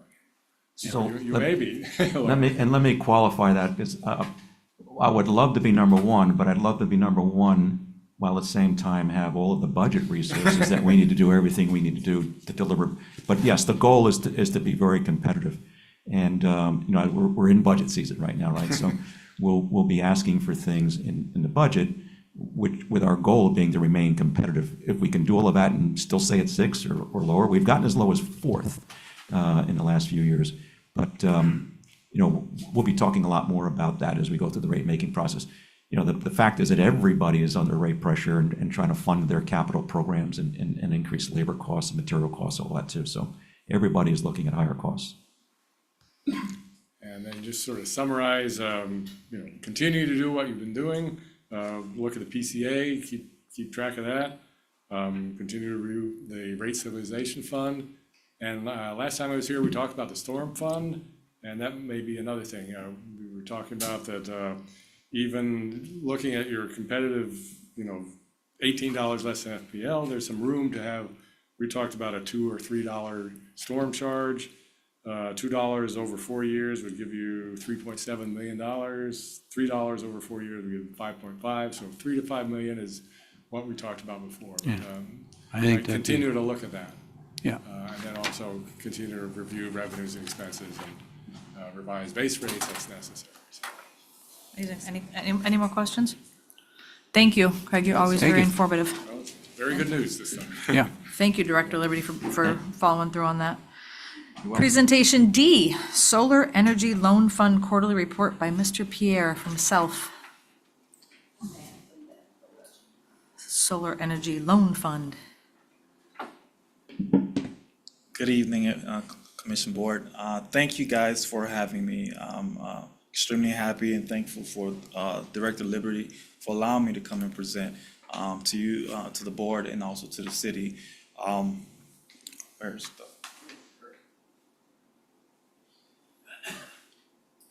So briefly, just wanted to some individuals may not know who we are and why we're needed and why the city partnered with us. SELF stands for Solar Energy Loan Fund. We're considered America's first green bank and CDFI. We're certified by the U.S. Treasury Department as a community development financial institution. Our mission, rebuild and empower underserved communities by providing access to affordable financing for sustainable property improvements, including energy efficiency, renewable energy, climate resilience, water and sewer, health, safety and disabilities, and many more. The goal is to ensure that everyone has access to capital whenever they need to make these crucial improvements to their home, and that's our mission. Our underwriting methodology is very unique. According to LendingTree survey, 42% of Americans were denied a financial product like a credit card or a personal loan in the past year because of their credit score. Key question is, how do we achieve environmental resilience for all when 42% of Americans cannot get traditional financing? And that's where we fill the void, ensuring that everyone has access to capital for these crucial home improvements of theirs. I also want to make sure I point out that our methodology is ability to repay, not your credit score. So we work with individuals as low as 500 scores. We've been able to finance individuals for loans based on their abilities to repay, basically your capacity. Can you take on extra $150, extra $200 per month? Does that help them increase their credit score? Yes, it's reported to all 3 bureaus. The programs that we've successfully launched in the Lake Beach utility area, we have the Home Loan for Homeowners, we have the Green Home Loan Program, and that is unsecured loans for repairs, upgrades for single homes and miscellaneous residential units. Rate starts as low as 5% and never more than 9.9%. fixed, there's unsecured, there's no liens on your property. So that is why that differentiates us from the PACE program. There's also no prepayment penalty. So you're not penalized for paying it sooner than later. And we qualify again. We have over 1,200 contractors in our network, and we're working with contractors to gain more contractors in the city itself to make sure that clients have more options. If a client does not have a contractor, we can provide several contractors where they can make the best decision. But we work with clients to ensure that they have a chance, and we've worked with different partners to ensure, okay, if we can't provide the financing, Habitat for Humanity may be able to help you. For landlords, we have the SEER program, and that's unsecured energy efficiency and resiliency rehab loans for affordable rental and workforce housing. And being here in my time, I can see that's something that's major in the community. We have a lot of renters in the area. So that's something that I really want to push forward. And I've been thanking Commissioner Malega and Mr. Liberty for providing some leads to us, and I'm working with some of those clients now. For developers, whether you're a novice developer, you've never had any experience, our goal is to make sure that everyone has access to capital if you want to provide affordable housing, workforce housing in the Lake Worth Beach utility area. We provide financing, pre-development and gap funding for green, affordable, and workforce housing, new construction and rehabs, and we provide financing up to $2 million. So that's something that Commissioner Malega, my apologies, Vice Mayor Malega, Commissioner McVoy, you guys have been very crucial in that. Also, Commissioner Diaz and Commissioner May, in making sure that I get in contact with some of the key individuals, whether it's Joan Oliva for the CRA, and also Linda Charles, VP of Community Housing for Community Partners, which invested a lot of money in here. They're looking to finance six-unit affordable housing very soon, and we're working with Linda on making sure that happens. Sustainable building practices, climate resilience. Living in Florida, we all know too well that over the past year, all the different weather events that we've experienced, from heat waves, making sure that everyone has access to an efficient AC unit. When it comes to storms, as far as the many different hurricanes that we have every year, do you have an adequate roof? Do you have impact windows to make sure that you're able to recover? And how do you prepare properly? We finance every item that's going to make your home more safer, from roof, solar energy, to make sure you have a backup in case power is out for hopefully not too long, and mobile disabilities, high efficiency ACs, water, sewers, and many more. One of our local testimonials, Mr. Ryan Oblender, who recently were able to finance a roof for Mr. Oblender. His testimonial was first time dealing with a new roof replacement, and Pierre from the Lake Worth Beach office made the whole process seamless from the initial application to final inspections and contractor payout. So thankful for Mr. Oblender for allowing us to help him throughout that process. Overall results, we've been able to raise over $50 million and leverage that to more than $90 million, financing $34 million worth of home projects. That comes out to about 3,400 homes and 10,000 plus people. Our average default rate is at 2%. We've expanded throughout Florida, Georgia, Alabama, South Carolina, and now we're also in Nevada, Texas, and Tennessee. We have over 1,200 current contractors, as I've mentioned, and we vet all our contracts to ensure we're not dealing with any unscrupulous contractors. We work with the contractors to make sure once they're done with the project, we get in contact with the actual clients, make sure they're satisfied, and we guarantee payment to the contractors the latest 96 hours. 96 hours. Self is the national leader in climate equity with an impressive 74% low to moderate income penetration rate, which is nearly 4 times the national average for green banks. Now, the Lake Worth Beach area itself.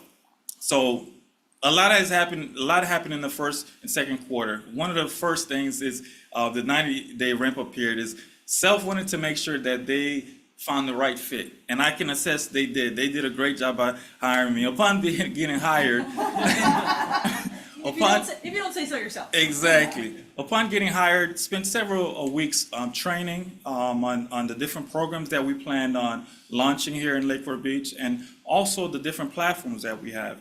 Meeting with several city officials, I met with each one of you separately. Even before Commissioner May became commissioner, I met with you as well. So just getting a true understanding as to what your constituents, what are they looking for, what are the needs.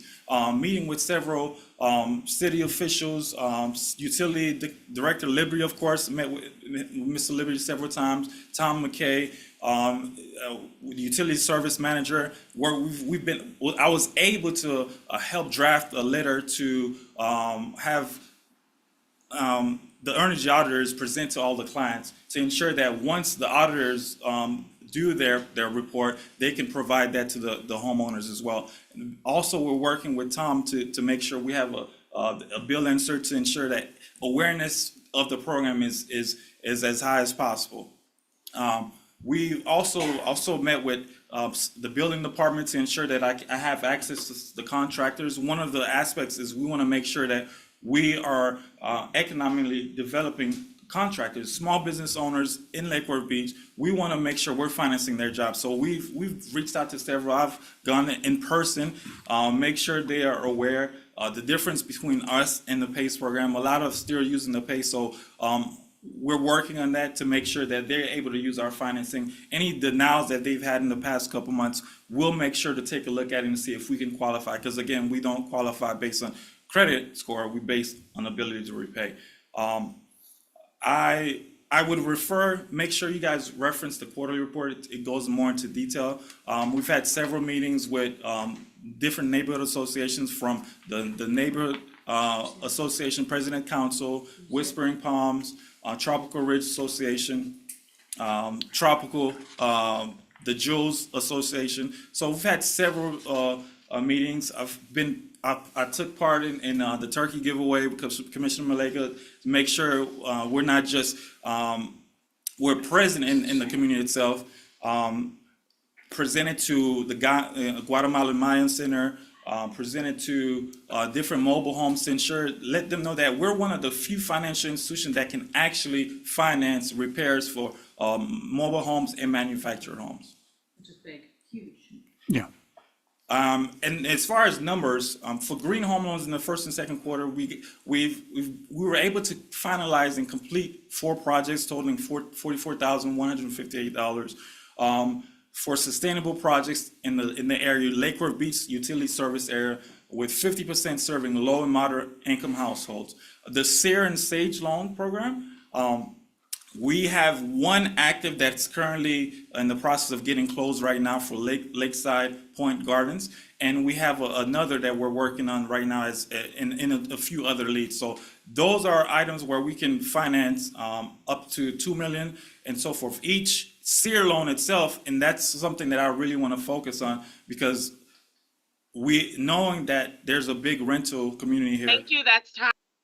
No, that was 10 minutes. Oh. You can finish up quickly. Okay, so A few more minutes. I've also started discussions with Mr. Hetty in regards to the water sewer loan. That's another program that we want to make sure we bring here. And the last thing, we have great news. Last week, we just got $156 million for water solar for all.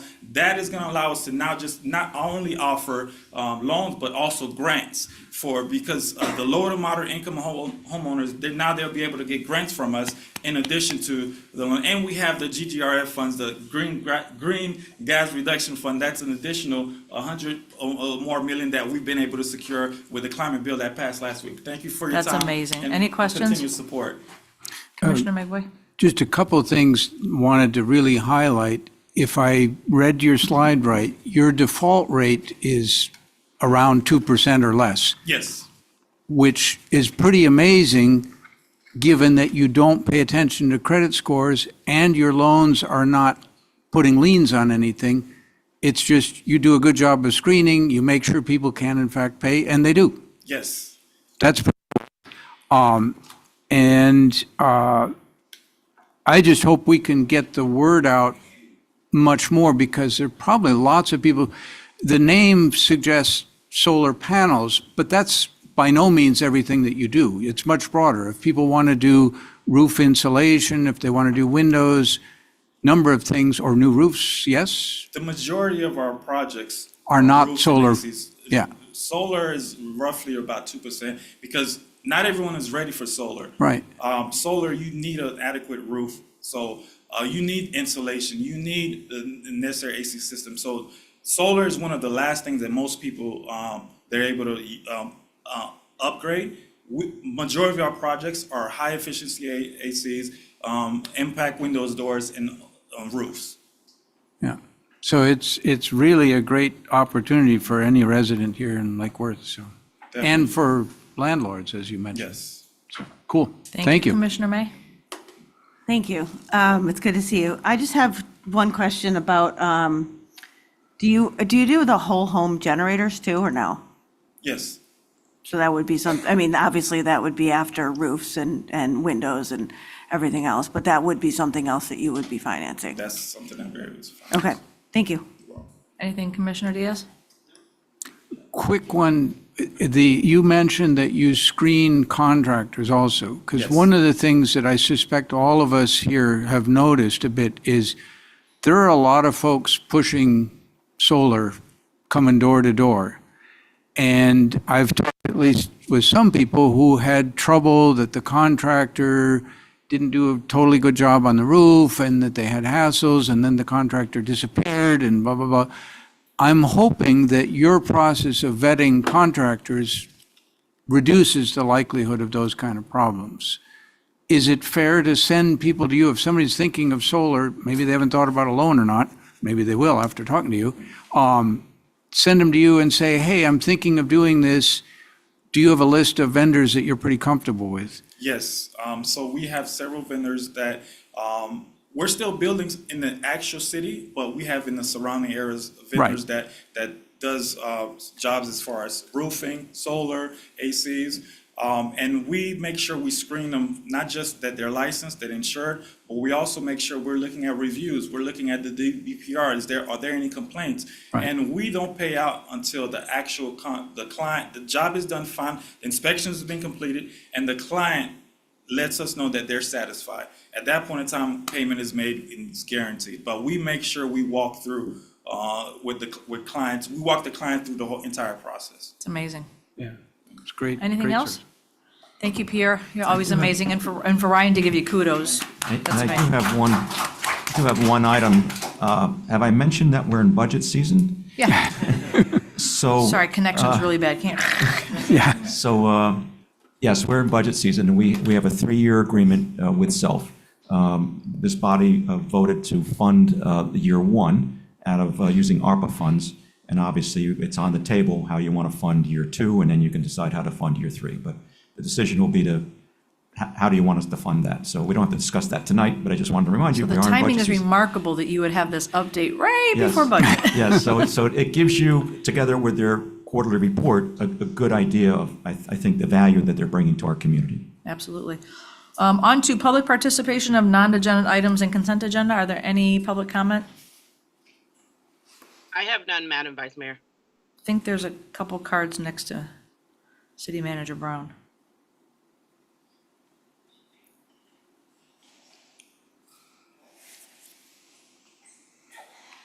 Thank you.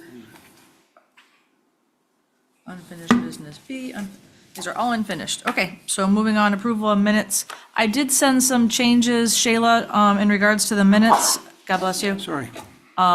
Last week, I don't know if they got made because I didn't get a new copy. Okay, I will check on them.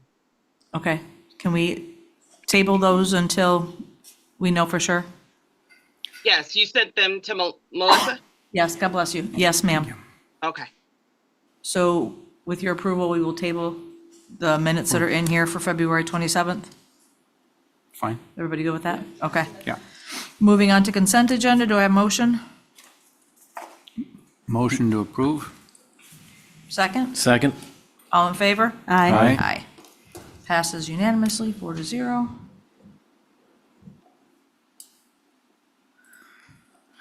Unfinished business.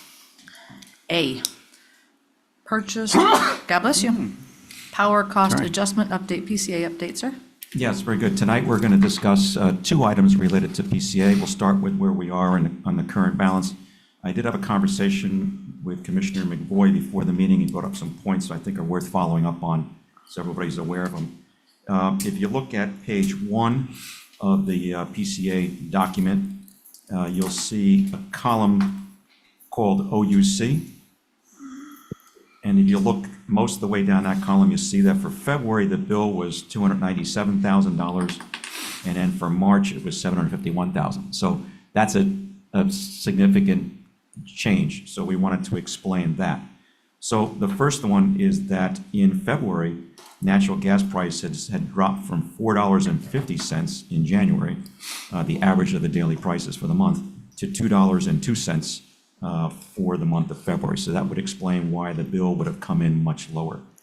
The other part of it is a nuance in how OUC calculates energy cost, and they true up what we call economy energy, which is a type of energy that we buy under the program, and that trues up a month later. So of that amount, there was $98,000 true up. It's done on a regular basis when you have economy energy. It trues up in the following month. So the combination of low gas prices and the true up of the economy energy component pushed down the price in that month. So that continued, interesting enough, the low gas prices continued into March, where they went from $2.02 down to $1.67. But then you look at it and say, well, Ed, you just told us gas prices took the number down, but in March it took the number up. Well, what took place in March is that we had an outage on the nuclear resource, which went from March 9th all the way through to April 13th. So that meant about 50% of our nuclear output was not available, and it was made up for under the supplemental contract as the contract calls for. That's the purpose of the contract, to supplement what we don't get. So that's why you would have seen that go up. I'll also point out that effective January 1, we did have an increase in our transmission rate on the FPL system. That's not unique to us. The rates went up for all customers transporting on energy on the FPL transmission system.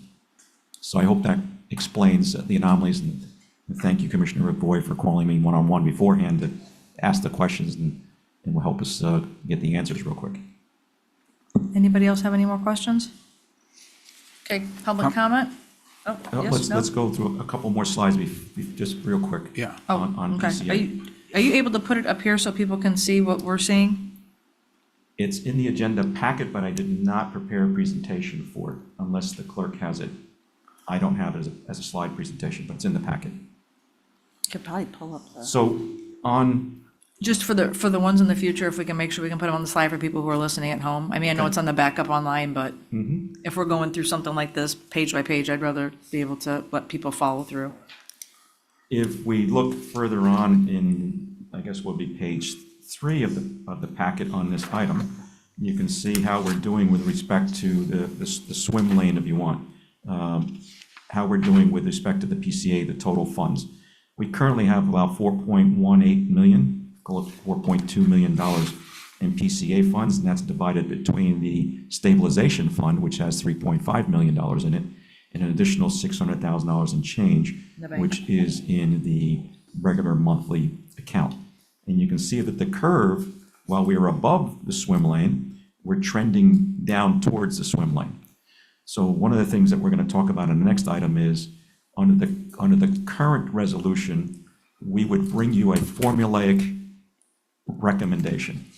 The next item, which we'll be talking about in a minute, is an item that was brought forward by former Commissioner Stokes, which we think was worthwhile carrying over, even though she's obviously not in office anymore. But it was a worthwhile item for all to consider. We'll get to that in a minute, and that'll help explain what we think is a better way to PCA. So you can see here that we're trending down into that swim lane, if you will, as we go forward. The goal would be to stay within that swim lane and then allow you all judgment month to month or quarter to quarter to make those adjustments. The following slides just reinforce the balance that's in the stabilization fund, and then you can see additional information on how revenues and expenses are tracking over time. So we have a very, very healthy stabilization fund and PCA fund balance, meaning that There's no imminent, shoe to drop on the PCA. It's healthy, it's in good shape. That was obviously not the case a number of years ago, and we've recovered, and we've gotten to a very good place on this fund, but we've also gotten a good place in how we stand relative to our PCA. So that's good. And I'll also point out that the initial funding for the storm fund came out of PCA. So we have $500,000 in our storm fund as seed money, to prepare ourselves for how we're going to continue to fund it, but we did transfer that from PCA. So we've collectively done a good job. Financially, fiscally responsible. Any questions from the dais before I open it up to public? Commissioner Mayboy? I don't know if these comments belong on this one or on the resolution, but I'm not sure that it matters too much. And there's sort of, I don't know if philosophical is the right word, but the way I'm looking at some of this is I think we're trying to get toward as much transparency and clarity on how we deal with rates and costs as possible. Obviously, we have, one of our issues is simply to keep our costs as low as possible, but still do the things that we need to do to keep the utility in good shape. And we seem to, from our earlier presentation, we're doing pretty well on that. We talk a lot about the PCA power cost adjustment, basically pretty much what we pay for fuel to generate the electricity. There's some wrinkles to that, but that's most of it. We talk about that being a pass-through at a number of meetings. So if the price of natural gas, which affects what the supplemental contract with OUC charges us, because that's most of where that's coming, our cost is coming from, if that goes up, we pass that cost to the consumer. If the price goes down, we pass that reduction onto the consumer, which is, I think, what we want to do philosophically and what, and a good thing to do. The piece that I would be happiest to see is if we could look at the backup numbers and somebody could say, well, this utility says they're pass-through on this, and they could look at the numbers and see, sure enough, when you check out the numbers, sure enough, when it went down, what we charge the customers went down. When it went up, it went up. That, I think, would give a degree of reassurance. I think we're getting quite close. As mentioned, Commissioner Stokes had suggested a number of ways of showing the data that were helpful. She and I disagreed that I like graphs better than I like tables, but we all know that. And I'm satisfied with both. But I think we're not quite there yet, so I'd just like us to keep working away at that somebody can put the numbers, any random person look at them and say, hey, I did the calculation, wasn't too hard to do the calculation, and sure enough, they really are doing a pass-through. I think that enhances our resident confidence in how we're doing things. And like I say, I think we're a lot closer than we have been, and it's getting closer. And then, you get these weird things like FP&L raises the transmission rate, or the nuke plant shuts down for a while, and that shifts things around. It makes it messy to follow it, but maybe use of footnotes and things can help. So that's my comments. They might apply to the next one. And I'll add a little bit of additional information to that part. We also look at is it's based going forward on an estimate of how much power our customers are going to use at an estimated gas price. It's an estimate of an estimate. The important part is we true it up and keep checking to what we actually spent to what we incurred. I would suggest that there ought to be, I do suggest that there be an additional safety net on this, is an audit. That these numbers should be audited to have customers and you all have a level of comfort that the numbers we reported are correct. And if we find something that was not correct, we address it. But these numbers should not be beyond audit. So there should be periodic audits of this as well. Thank you. Anybody else? Kim Stokes? Kim, I have a question. You put unfinished B on both of these. Did you mean C on one of them? A, B, and C. Okay. Thank you. No problem. I don't know if this is on. This is never on, is it? It's on? You guys are ready? Yep. All right, cool. Kim Stokes, 1321 North L Street. I just wanted to share my insight. Ever since that giant gas spike a few years ago, I've been watching the natural gas prices religiously.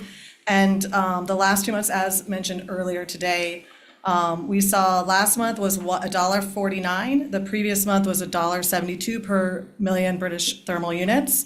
And these are record lows. Like, I went back to 1997. We don't see gas prices like this. And I really, really beg you guys to get, if possible, on the next month's meeting agenda, getting that storm fund, getting it going, because now is the time to be building up our reserves. We're passing these savings on to our customers.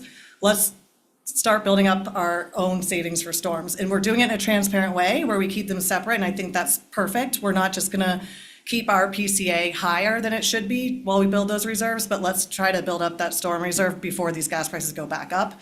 And you have to raise the PCA as well. So that's all I wanted to say about this item, and I love the idea of doing the audits. So, thank you.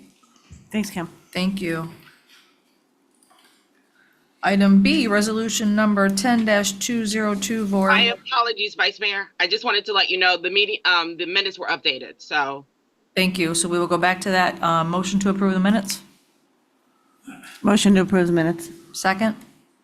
Second, I'm not sure what changed, but I guess it's good, so yeah. I will disclose, so on roll call, they had me as via Zoom, but I was here live, and then they had me making a motion that actually Commissioner Stokes had made. So Okay. we fixed those. So Commissioner May made the motion, second. Second, All in favor? aye, Aye. Thank you. Thank you, Shayla. thank you. Welcome. Keeping us on track over here. Okay, back to resolution B, resolution number 10-2024, revision of rate stabilization fund, resolution 31-2023. And would Ms. Director Liberty or legal like to take this one? So as I indicated earlier, this is a carryover from something that former Commissioner Stokes had brought forward, and we ran out of time, and I think there weren't enough meetings to get it done before the election. But we did say that we were wanted to bring it forward. So this would allow you all to really monitor the status of the stabilization fund and then make adjustments. It gives you a little bit of a guidance. I don't think it's a firm requirement, but I think it's something more of an admonition or a strong reminder that these are things that you should keep in mind to try to keep us in line on the stabilization fund. So staff is not opposed to this at all. We think it's a good idea. It gives you the latitude and future boards to do what would be the right thing to do with stabilization. Commissioner Diaz, go ahead.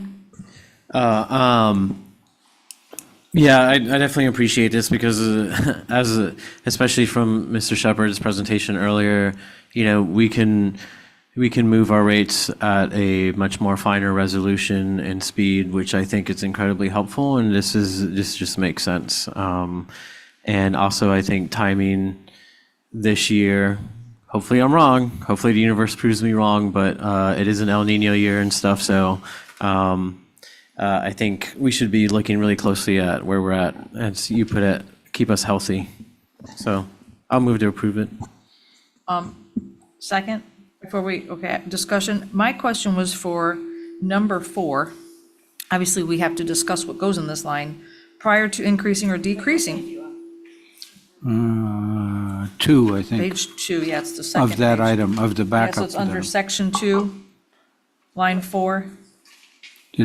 Should say, yeah, you're close, I see the spreadsheet. So Yep, it says, prior to increasing or decreasing the PCA, the city commission will consider the status of the account. The city commission's desired target for the account is blank. think we Do ought we to fill write- that I in. mean, we have to fill that in before we vote on this, so that's the discussion we need to have, is what number are we comfortable with as a commission? I did see that the language on section 2 does say that the city commission shall have the sole authority to direct or the deposit of withdrawal of funds, which makes us all feel warm and fuzzy. But we need to have a robust conversation in regards to what we think this dollar amount should be. So I just wanted to bring that to everyone's attention. And I got confused, I don't know if anybody else but got confused, but the fund that's used a lot there is the rate stabilization fund, and the account that gets referred to, so that's referred to in 1 and 3 and 2. The account is not the rate stabilization fund, that's kind of, I think we loosely called it the checking account. It's sort of, yeah, it's the checking account, Yeah, kind of. checking balance. I don't know Yannick's what you dying wanna call over it. there. He's like, oh, they're killing me. My apologies. I'm sorry, who made the second? Commissioner May. Okay, couldn't hear you. So I'm sorry, go ahead, sir. And, there was some discussion in the past, well, maybe we should just have a savings account and the rate stabilization and not have a checking account. There seemed to be sort of some enthusiasm for having this in-between one, but I think the context of that was, don't let the in-between one get very big. Maybe maybe 500,000, not a whole lot more than that, I think was kind of my recollection of the logic. But I'm open to other numbers. Yellow is not a very good number. I have mine highlighted in orange. Oh, So yellow, mine's orange. came in yellow. Commissioner Diaz? I mean, the resolution changes the overall language, but I kind of read it as we're changing the language, but for now, because we continue to take a look at it, maintain that range of 500 to 3.5 million. No, that's No, the no, rate that's the- stabilization. Yeah, but this is for the checking account. For the checking account. And right now, we're sitting at 600 and some and change, correct, Director Liberty? I guess we are 600 and change. As of the end of March. And so Actually, I'll take a look at the number. It's 686 to Okay. 521. So 686, the question that's being asked is, do we want to stay at 500,000 and say anything above that gets transferred over? Is it 600? Is it 750, knowing what season we're coming into? And I don't want to say it out loud. But that's the number that we need to give direction on before we can vote on this. Any insight, anybody? Transferred into the storm fund? the rate stabilization. Into- Right. Yeah, because, 500 seems reasonable, because I think we should have that discussion on storm fund sooner than later, for sure. No, I But, yeah. completely agree with that, but to me, I'm But you going, want to put something in, for sure. and right now, we're going into the hot season, right? I mean, we hope that summer's gonna Yeah. work out, and we're not gonna have too many of those things that we don't like. But to me, 500 is a reasonable number. I think it could be useful to refer back to the points that Commissioner McVoy brought up earlier on our one-on-ones. I talked about it in the swing that we saw from January to February to March, which was in that $300,000 to $400,000 range, to give you an idea of how much it could move in 1 month. So you want to leave yourself a little bit of room. 500 is probably a good target. Less than 500, you might go into the deficit on that particular account, but you're still in good shape because you got 3.5 million in the stabilization fund itself. Can I ask But I Yannick to think come up? that gives you an idea of the types of variances you can see. He looks like he's so eager to jump into this He conversation. loves this subject. But honestly, it's finance, that sees this and staff that sees it. So if you want to give us some guidance or input, we don't want you up there rubbing your head going, why did they give me this number, and being upset with us, so. So, yeah, for the record, Yannick and I, Finance Director, 500 would be a good number. It would limit the number of transfers I would have to do every time it exceeds that amount. So, You're not convincing me with that? Are you good? Because you're like 500. If we go lower and, and let's say if we go by 300, it will fluctuate a lot, and that will require us to do a budget transfer, have it approved by Jamie, et cetera. Right. So, 500 is a good cushion. Interim city, thank you, Interim City Manager Brown. Thank you for holding your light up. May I ask the finance director a question? Yes, you absolutely may. Should we look at more than 500,000? I think is I what was she's just gonna ask that. actually getting at. Yeah. Because I know that's a good number, but given that cushion, and I'm also looking over at Ed, Is what 750 what more makes reasonable? more sense? Because again, when we kind of get close to that, we have a lot of transfers and stuff we're having to do. So what would be a more comfortable number since we're having that discussion? That's what we're having, that's why I asked you to come up here. If you tell us 750, 600, we want your guidance. This is, I would start off with 500, and the reason being, we already at 3.5 right now, so, and I think we do have a max on that. There's a maximum, we're already at 3.5, the maximum is like 4. Sorry, below we're right above now. the swim lane right now, and it's trending back down to it. But we're still above. Yeah. So, but if you think that if 500,000 doesn't work out and we find ourselves doing too many transfers, you can bring this back and have us adjust this. I mean, for the past year, it's been under 500? It's gotten a little bit higher on occasion, but I might err and go to 750, but I wouldn't go to 1 million. No. Because That makes me gets- uncomfortable with gets- that. 600 and that not gets- up more. right, That gets to be just a lot of money sitting in an account. That's why that makes me nervous. Really ought to be back in customers' pockets. Ed, how many times, you mentioned we have exceeded that amount a few times in the past year. I'd have to go back and look at the records. I know that Assistant Director Brian King is on the phone. He might have an answer. But I don't have an exact number off the top of my head, but we've been up there, I believe. Commissioner McBoy? But I'd have to go back and check to be absolutely certain that we've been up there. If I understand what we're trying to set up is, we have these various, or did you want to say something? No, go ahead. You're checking them. We kind of have the two, I'm going to call them buffer funds because I don't know a better word. One is the actual rate stabilization fund, and then there's sort of this overflow, which is the checking account. And as Director Liberty points out, if you got more than that, then you really ought to be looking at Lowering your rates. lowering your rate or something. And I think our logic here, I'm not sure if it's in the language, but we might want to think about it if it isn't, is that the rate stabilization fund, we sort of look at, are we getting close to the edges of what Director Liberty called the swim lane? Are you bumping up against the 3.5, or are you bumping down against the 500 at the bottom? If you're aiming, getting pretty close to those, then it comes back to the commission and we think about it and give some input and do something.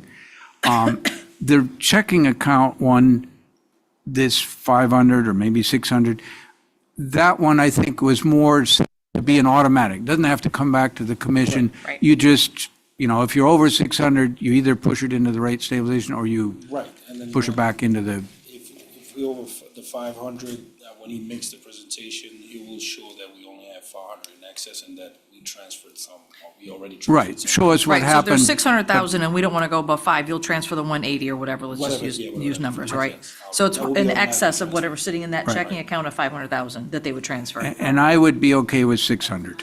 Every That's every my- month when he trues up, right? Yes, every time we. Every month when we true up. And also. 600, going It once. also incurs, it also earns interest, that account also earns interest. Correct, so- which we like interest, in our favor, not going the other way. So do we have a motion? I move that we make that yellow 600. Okay, Second? Second. All in favor? 600? Thousand. 600 or 500? I think there might be Oh. comment. Didn't we? You said Oh, 500 or shoot, sorry. 600? My bad. I 600? said 600. Sorry, I have public comment. I got confused with all these cards.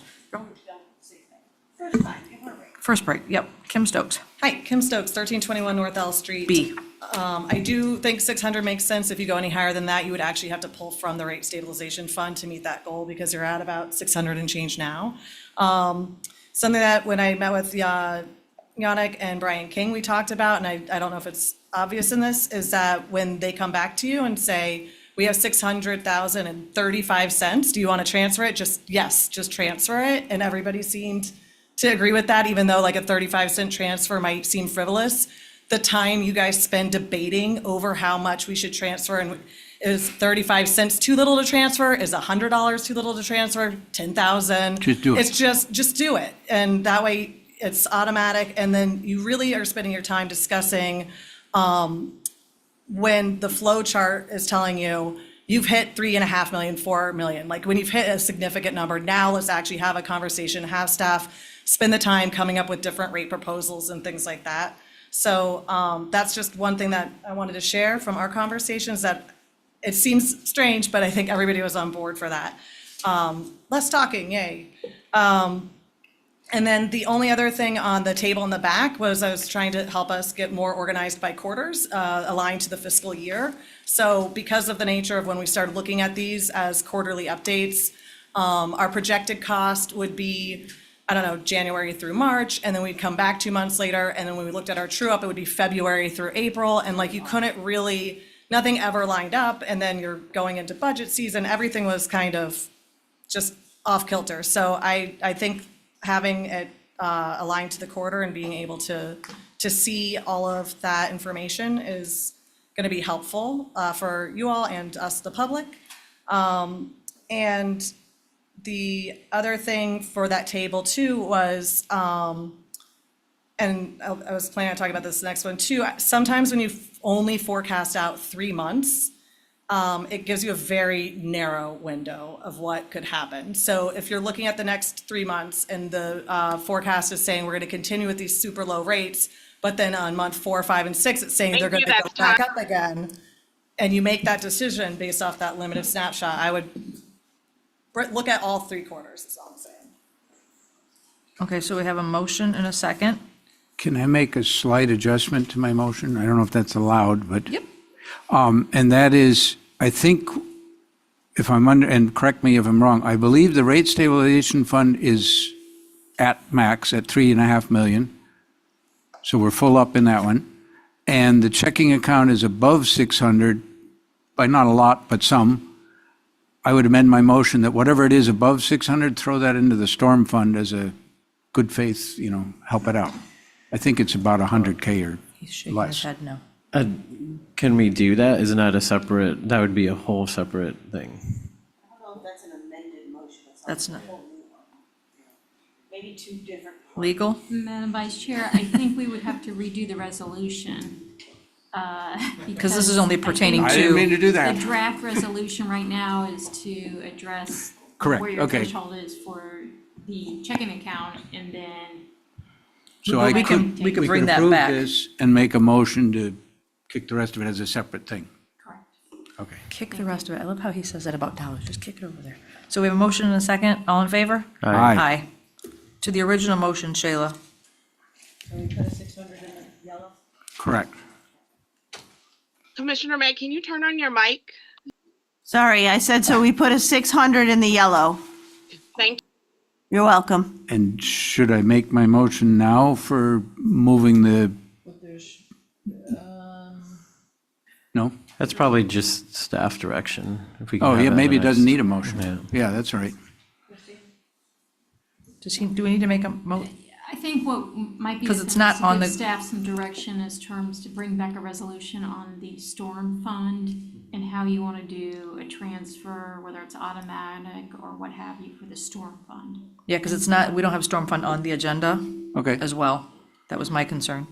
Okay. Okay. And I think we had a lot of enthusiasm for moving forward on the storm fund in one or another fashion, so that could be a piece of it. Okay, thank you. Moving right along. Item C, resolution number 11-2024, revision of the purchased power cost adjustment PCA and the PCA calculation.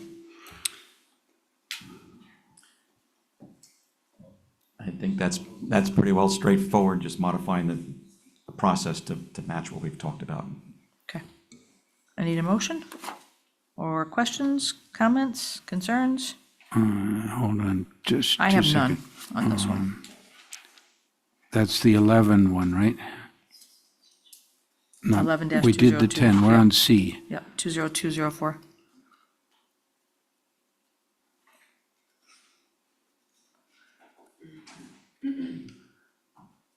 I like the fact that it's very short and clear.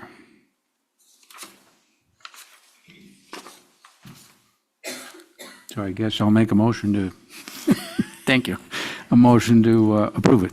Okay, public comment, Ms. Kim Stokes? Do you want a second? Yeah, sure. We're going informal. You guys are all crickets even talking about this. I'm like, hello? Okay, I'll second. Thank you, ma'am. Ms. Stokes? Yes, Kim Stokes, 1321 North L Street. Something that I wanted to highlight about this is previously, when the PCA, we did get a lot of long formulas that had a lot of information in them that ended up being misleading. So we would calculate the PCA. You'll see the first formula in there had B and C included in the parentheses, which would include the amount that was in your checking account. And that really drove me nuts, because every time we calculated what we thought the PCA should potentially be, we were taking money in our checking account and saying, let's give that back to the customers and lower their rates. So what this does is it removes that B and C from the formula to say, this is what we think we're gonna pay and how much money we think or how much energy we think we're gonna buy. We're just gonna divide A by D. That's our cost per megawatt hour. And here is my only caution. The last D, it says the projected total resales, it is a 3-month period. So I would ask if, when the time comes and you hit one of those thresholds and you're looking at what do you want to set the rates for the next 3 months, look a little farther, because you don't want to come back in 3 months and then have to start fiddling with them again. So I would look at a couple different scenarios of what can I get my rates to try to get us close to pass through for the next 3 months, 6 or 12, until, or at least get us to the next budget season. That 3-month window really, And it really condenses things and can give a warped view of a long-term thing. And the idea of the rate stabilization is and not to have to change your rates every 3 months. So that's my only comment there.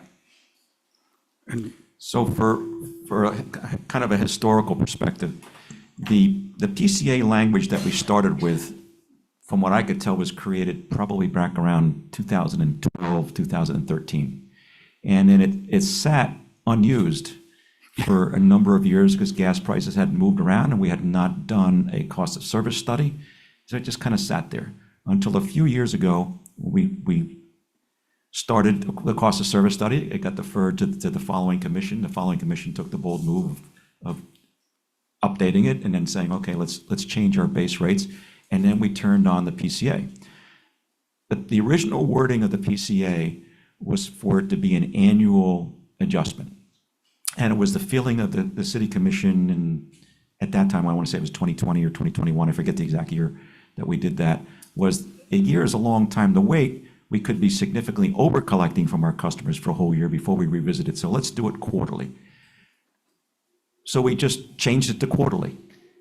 We had never lived with the language of a PCA and actually done it up and down. There was nobody in the city that had done a PCA, other than my own experience in other places. So we turned it on. So we went through the growing pains of having to use this imperfect tool that had not been used before to try to get it to do what we wanted to do. And every quarter. And do it every quarter. That was the bad news. The good news was that we did it every quarter, because when gas prices launched on us, we got as much as $5.5 million into the negative, and then we were trying to catch it with our quarterly process. If we had waited a whole year, one can only imagine how bad that would have gotten in terms of working capital for the city being drained while waiting a whole year to recover those monies from our customers. So it's gotten a lot better. We have to watch this closely because you could be chasing a swing in the wrong direction. So the year in which we changed the rates, the PCA, I think it was 2022, when gas prices were taking off, if I remember correctly, we did 2 adjustments. And I came to the December meeting and the formula said you should raise the rate again. But when you looked at the reality of where gas prices were going, the gas prices had turned and were coming back down.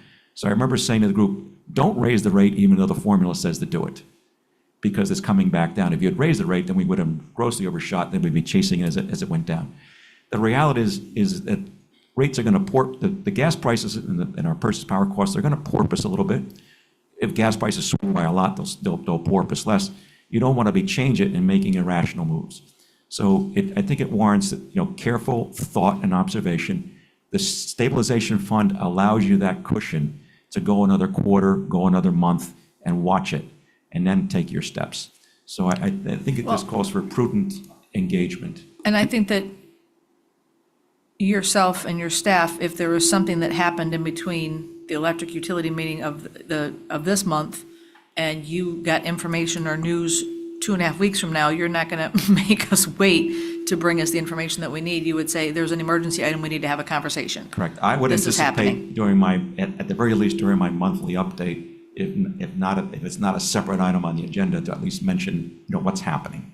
So that, During your update. Right, we don't get months behind and say, gee, we got this huge adjustment now, up or down, and we knew about it 2.5 months ago. No. I too, though, have been frustrated that nothing's lined up with the fiscal year or the quarters, and I feel, and always being behind 30 days is really frustrating, because we're looking at numbers now that are already 30 days old, right? So we're trying to guesstimate, like you said, everything's an estimate. What is the power usage? What is the gas cost going to be? I think that we've done a pretty dang good job getting through the last 24 months, to be honest with you, especially when our numbers look what they look at, our response time, our outages. I mean, I think that we're doing well. We've put funding aside. Again, we don't want to make that fund too large, but we don't want to drain the savings, the checking account either, and cause Yannick to lose all of his hair. So we have a motion and a second. Do we want to, is that your light on now, Commissioner McAvoy? Did you just put that? Okay. I was just going to say that the suggestion that was made was maybe include formally or informally, and I think you do this anyhow, because you look at projections considerably more than 3 months from what you've told us in the I past. look at it multiple times per day. It's one of the hot That's why I buttons on just my said what I screen. said. In terms Is of the futures markets, yes, I watch them at least a year to 18 months in advance. Right, so I don't know whether we need any language in there that says, it's literally, the definition of D is based on the 3 months, but we're also looking at 6 and 9 months, or 6 and 12 months or something, Right. and adjusting accordingly. Part of the reason for the delay is that we have to get all of the customer payments in to see how the payments have actually come in. So we incur the expense on a cash basis, if you will, right away. The revenues associated with PCA can be 30 to 60 or more days behind the incurring the expenses, because you allows for closing of the meter reading cycle, the 30 plus days or maybe 40 days in some cases when customers actually pay the bills and when the cash actually shows up and gets posted and then works its way through Navaline to where we see the numbers. So it takes a little bit of time for all of that to clear. So there's a natural delay in that process because we don't know what the numbers really are. So would you recommend a slight modification there of some language that indicates that we're looking further out, at least informally? Or do you think it's not necessary? I don't think it's necessary so long as we continue to communicate with you, because this is not a very precise science. Ultimately, we do true up. If it was, you probably wouldn't be here, you'd be playing the stock market or Right. something. Okay, so we have a first and a second. All in favor? Aye. Moving on, item D, exercise of city's extension rights under the OUC Supplemental Energy and Capacity Agreement. Yes, Madam Chair and Commissioners, as you all know, we have a contract with OUC for what we refer to as supplemental energy and capacity. We entered into that contract effective January 1 of 2019. It's a 7-year contract. The first 4 years of the contract, we were locked in together without the ability to exit, which was fine. It's been great. The 5th and 6th year, though, we had the ability, based on our decision alone, to say, we're not interested in going further. We were interested, so we gave the notice in the 5th year and the 6th year. The 7th year, we have to do the same thing, except the 7th year, both us and OUC have to decide to stay together 1 more year. What we're asking for is your approval to stay together 1 more year. And the next question will be, well, what happens at the end of that year? Well, at the end of that year, we're in the market again, but we're not going to wait till the end of next year, which is calendar 25. This is a calendar contract, not a fiscal year contract. So we would be back in the market about this time next year. We would be working on our RFP. I already have some thoughts on what would be in it. The market is anxious to hear what would be in it. But we would be back in the market this time next year, making a decision by mid to late summer for certainly by budget time, I would think, so that we can have a new contract in place on January 1 of 2026. We, of course, don't know who that contract will be with, but we think it's in the best interest of the city to stay with the current contract through calendar 25. We have notice provisions where we need to give notice by June 1. So we would propose that we have this decision tonight to give notice to OUC that with plenty of time that we intend to stay. And it's our understanding verbally that they intend to stay as well. Any questions? Motion to stay. Second? Second. All in favor? Aye. Aye. There we go. We're getting to the fun part. Really? Next E, item. FMPA Solar Project Update by Susan Schuman, FMPA Manager of Public Relations and External Affairs, and Mr. Ed Liberty. Yes, thank you. So I'm going to use a lifeline. Susan's going to join me, either from here or from the counter. And so the question is, why are we talking about this tonight? So tonight is informational. We're not asking you to vote on anything, but we do think it's important to be aware of some developments that have occurred with this particular project, and the message that has been delivered to FMPA by the developer, and our messaging back to the developer. When you say developer, for people listening, the developer is the owner of the project. That's the person who put the whole project together in response to the request from FMPA. That's the company by the name of Origis, O-R-I-G-I-S. They're headquartered in Miami. They're a large national scale player, millions and millions of dollars of projects, not just these, but they're a large developer of solar projects around the country. So they've run into difficulties with the project that put the project at risk contractually. And we've been exploring through FMPA staff, who does this on behalf of all of the other members of FMPA who are participants, on what our options are. So I'm going to turn it over to Susan to walk you through it. I'll be right here because I want to engage in discussion. What are we asking for you to do tonight? Ask questions. Any questions that you may not want to ask tonight, please schedule a one-on-one, come to my office. There is a necessary discussion that will revolve around pricing. As you should all know, the pricing of the contract is confidential. We do share a high-level overview of pricing that is agreed to with the developer is what we can say. But to really get into the nitty-gritty of this discussion and help you form your ideas before you have to vote at a future meeting, I would strongly suggest that you come in for a one-on-one and that we talk about it so you can shape your ideas and thoughts. And ultimately, I need your direction as your board member at FMPA to vote your will because this is an important decision. But tonight is a learning exercise and an ability for you to ask questions. Okay.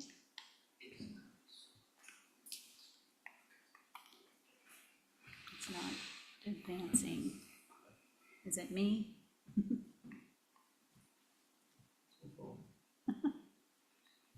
There it goes. Okay, was that you or me? Okay.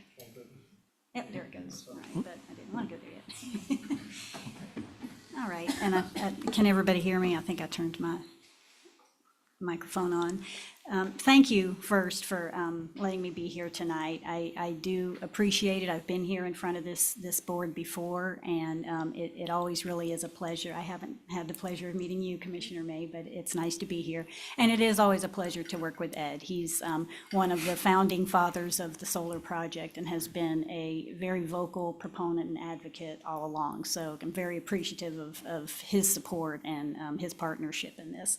So I'm going to give just a brief summary of the project itself and a status of where we are. And then, and as Ed said, please ask questions as we go along, and there'll be plenty of opportunity for discussion and helping us understand direction you want us to take. So the project itself, in total, is going to be 8 facilities, and it's going to provide power for 20 cities that are FMPA members, and it's going to be a total of about 600 megawatts. You can see on the map here, the little sunshines there those represent the 8 facilities, and the red dots represent the 20 member cities that are going to participate in the entire Florida Municipal Solar Project. From Havana up into the Panhandle there, all the way down to Homestead and Key West as far south, it's represented across the entire state. So it's a project we're very proud of. Phase 1 is already online with 2 facilities, 149 megawatts there, 6 cities participate in that. Lake Worth Beach is not one of those cities. However, Lake Worth Beach was part of a 3rd facility that was part of phase 1, but that facility has since been terminated, unfortunately. So Lake Worth Beach didn't get their first tranche of solar from that. That was very unfortunate. Phase 2 has 2 sites that are coming online, one of them later this year and one of them at the end of 2025. And phase 3 has 4 additional sites, and those will be coming online at the end of 25 and 26. And Lake Worth Beach does participate in phase 2 and phase 3, and there's a little bit more detail on those 2 projects coming up. Go. All right, the next 3 slides that you see here are just a breakdown of the project participation, whether it's by the phase or by the facility in each phase. So it's just to show you how many, who's participating and to what extent to equal the total 600 megawatts. On this slide, you see it's a little more than halfway down. Lake Worth Beach, your participation in phase 2 is 26.5 megawatts, and phase 3 is an additional 33.4 megawatts for a total of 60 altogether. So, all right, I swear I'm pressing it right. I have such issues with this. Can you? Yeah. Thank you, Ed. And this just breaks it down by facility. You see in phase 2, Lake Worth Beach has 13.25 megawatts in each of the Rice Creek and Whistling Duck facilities in phase 2. Rice Creek online at the end of this year, or in August of this year, and Whistling Duck at the end of 2025, and we will talk more detail. So I want to reinforce for the public that in August of this year, we will begin receiving power from a 13 megawatt share of that project. So that'll start scheduling in and received here in August. And it will directly offset the purchase of energy produced by a fossil fuel. Go green. And then you see in the Phase 3, Lake Worth Beach has 33.4 megawatts in the Penn Holloway facility. Excuse me, Ms. Schuman, do you want Sure. questions as we go, or do you want us to save them until the end? That's fine if you want to ask questions as we go. Commissioner McVoy? Do you have a very, very ballpark figure, because I don't expect you to have it off the top of your head, but very ballpark, how big in acres is any one of these? It very much depends on the facility, but I would say a rule of thumb is about 400 acres for a tightly put together 74.9 megawatt facility is what our developers have told us, the one that they got that, by avoiding wetlands and everything. But some of the sites that they have are 1,000 acres plus. It just depends on how they utilize the land. And the reason I ask is that you occasionally see, and I've actually asked the Treasure Coast Regional Planning Council to get me some data on it eventually, but you see people complaining, oh my gosh, all this green energy stuff, it's taking up all this land. And the reason I asked the Treasure Coast folks to get data, because they can easily get land use data, is my guess is that the amount of land that we are possibly taking out of agriculture to put on is minuscule compared to the amount we are taking out of agriculture to put houses on in Florida. It's just like, probably order of magnitude different. And so if one is concerned about losing agricultural land, which is not an unreasonable concern, let's be numeric about, the magnitudes of the relative things. I think it's helpful. The other response that I have to people is there are installations where people try to do a little bit of growing something underneath. I personally think that's pushing your luck a little bit. It's probably not worth it, but it can be done. People do it sometimes. It's kind of a pain because you do have a lot of shade. I mean, the things are there to collect sun. They're not there to make sun. So, but that's why I asked that one, to give us some, at a societal level, are we doing in agriculture in Florida? No, I don't think so. I think it's also worthwhile pointing out that while it is taking a lot of space, the developers across all of these sites, I believe, in order to maximize the production from each site, is using what we refer to as a single axis tracker. Yeah. So the panels are in motion. I'm not aware that they're all trackers, correct? They're all trackers. Yeah, they're all trackers. So that's a good thing. So we don't want to use any more land than you have to. They certainly don't want to lease. They're leasing these lands. They don't want to lease any more than they have to because it just raises the price. So you get the maximum value if you have a tracker on, and that's what they're using. And I did the research on that at one point because I was skeptical, and I've totally come around to Director Liberty's. It's a pretty significant chunk. It's not worth it putting on your roof to track, but when you're doing a big field, it is worth it. All day long. Yeah. Spirit of disclosure, I once worked as a developer, and I won a large project because I had a tracker and my competition did not. So I was able to get Makes a far big more difference. production out of a postage stamp piece of property than the competition was. Yeah. Thank you. Sorry, go ahead. No, that's okay, that's fine. And that's a good question. Land use is a huge concern for these things, so you're absolutely right.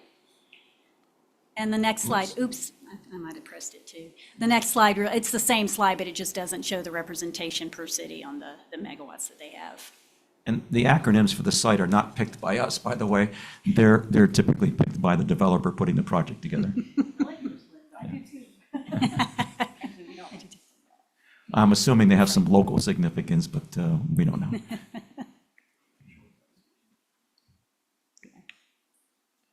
Here we go, it works sometimes. Okay, so really the reason that we're here for this update tonight, although I love to come see you, but there is actually a reason, is that Origis has approached us recently, and they have requested an amendment to the Whistling Duck Power Purchase Agreement. They're indicating that there are industry-wide concerns that are causing cost increases and the schedule delay. It's nothing that's specific or unique to Florida, to Origis, or to our FMPA projects. It's something that our counterparts across the country are seeing. And we are members of the American Public Power Association, have been to recent meetings with them, to their CEO level, their communicators level, their legislative level. And they're all saying, all of the members are saying that they're seeing very similar, if not worse, increases in project concerns, projects being terminated, and just a lot of concern about it across the country. So it's not just Origis and it's not just us, but we're still just as unhappy.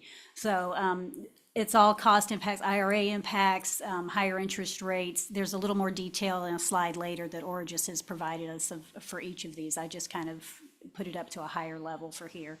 And the execution and construction costs are something that they are a major concern. So the impacts that they're telling us are that the commercial operation date is revised to December 31st, 2025, and that's from a December 31st, 2023. So they're asking for a 2-year extension. This was supposed to be online at the end of last year. Now, there's a grace period and some terms that they're allowed to have extensions, but they are expecting to exceed all of those extension terms. And they're also requesting, did you pull that out? We took it out. Okay, all right. Used to have a number there. I was ready to say it.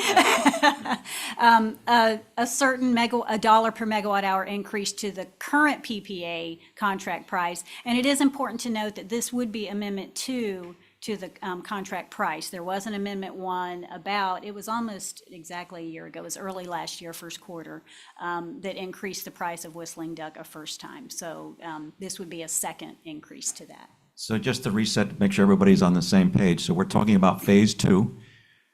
Phase 2 had 2 sites that we were building on. So we had 26.55 megawatts, a little over 13 megawatts per site. The first one's on Rice Creek. Rice Creek will begin deliveries to us in August this summer. This is Whistling Duck, which is the second site of Phase 2, which is now being deferred till the end of 2025 if we agree to stay in the project, because if we don't agree, the project is gone for a lot of people.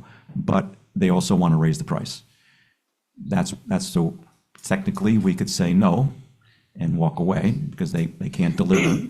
But what we have to decide is it is in our best interest to say no, even though they clearly can't deliver, or should we arrive at a amicable solution and stay in the project? You don't have to discuss, or you don't have to decide that tonight, but we wanted you to be aware so you can schedule the one-on-ones that come in. And didn't we had this conversation last year. We adjusted, we gave them more time and we gave them more money. And now here we are again. And we actually staff thought they had reached a settlement about a month ago, and we were ready to come and talk to you a few meetings ago, and then they said, oh, hold on a second, they're back again. So it's problematic. It is happening around the country. It's not unique to them. In the backdrop of this, you'll notice that it happens to mention it in Phase 3, but you'll see something that says Duke facilities and it's something that says FPL facilities. I said, well, why are you mentioning Duke and FPL? Because depending on where these sites are, you have to interconnect to the transmission system to move the power off the site. And if you look at the history of power generation and development of cities and industry in the country, power plants were typically developed near where cities were and industry was, tightly constrained spots. Those don't lend themselves to solar power project development. You need hundreds of acres. So what's happening is that these new plants are now being built in areas where there's no ready connection or an outlet to plug into. So the transmission system has to be modified to accommodate the project. Not just the physical interconnection, but then you have to model a transmission system to say, how will the transmission system react to this infusion of power at this point, at peak times, with all of the other projects that are contemplated to be built in that area at that time. So that transmission company, whether it's Duke or FP or any other transmission company in the country, is wrestling with a mountain of modeling that they have to do. Unfortunately, the reality is that thousands of developers are requesting probably 10 times that in the number of sites that they want to build on, all of which have to be modeled. So there's a huge backlog of just modeling and say, how do you plug this thing in? What are the improvements that are necessary? Only to find out that many of those projects don't yet have a buyer for the power. They're speculative. But here we are with a firm contract, ready to go, but it's held up in the queue to get modeled. So yes, the federal government is stepping in to help make some changes.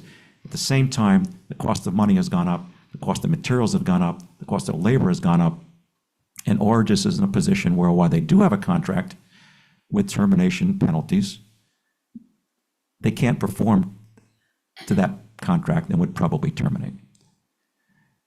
So we're stuck.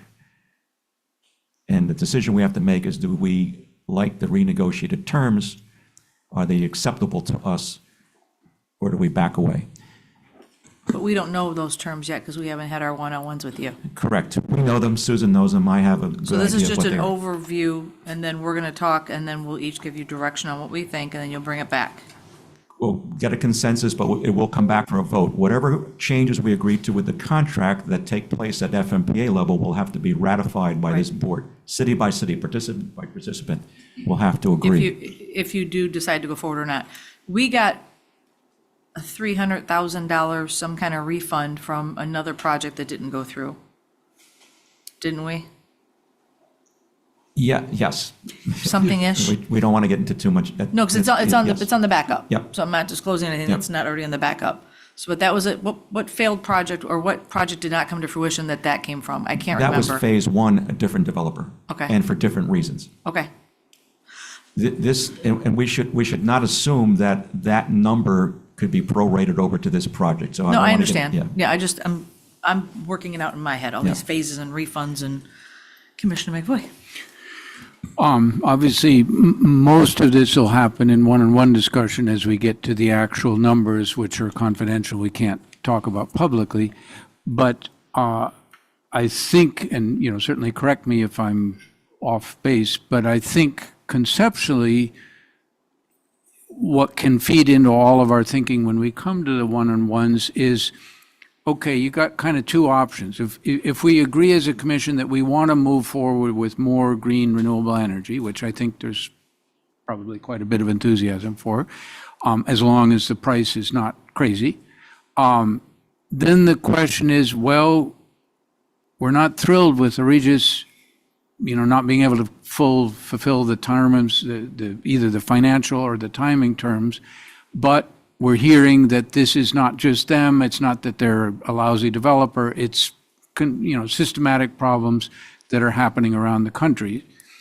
Then the question is, well, what are they proposing, their new higher rate? And we maybe ignore for the moment what's their deadline that they think they can get it done by. And how does that, and I don't want you to say any numbers, of course, how does their proposed revised rate, upwardly revised rate, compare to if we were to say, we're done, we're going to find some other developer, we're starting from scratch, we need 13 or 26 or whatever it is from somebody else, what's our best estimate of what that would cost, and how does that compare with sticking with these guys, gritting and bearing it? Is that a fair way to, or a financially reasonable way to think about it? I think it's a very fair way to look at it, and I can give you some numbers to help, solution inside the four corners of a box, if you will. What we can say publicly is that the numbers being proposed are under $45 per megawatt hour, flat for 20 years. The flat is kind of a big deal. Right. By comparison, the best that we could do on our own landfill, for example, at a much smaller scale, was $62 and change, escalating on a 25-year deal. Yeah.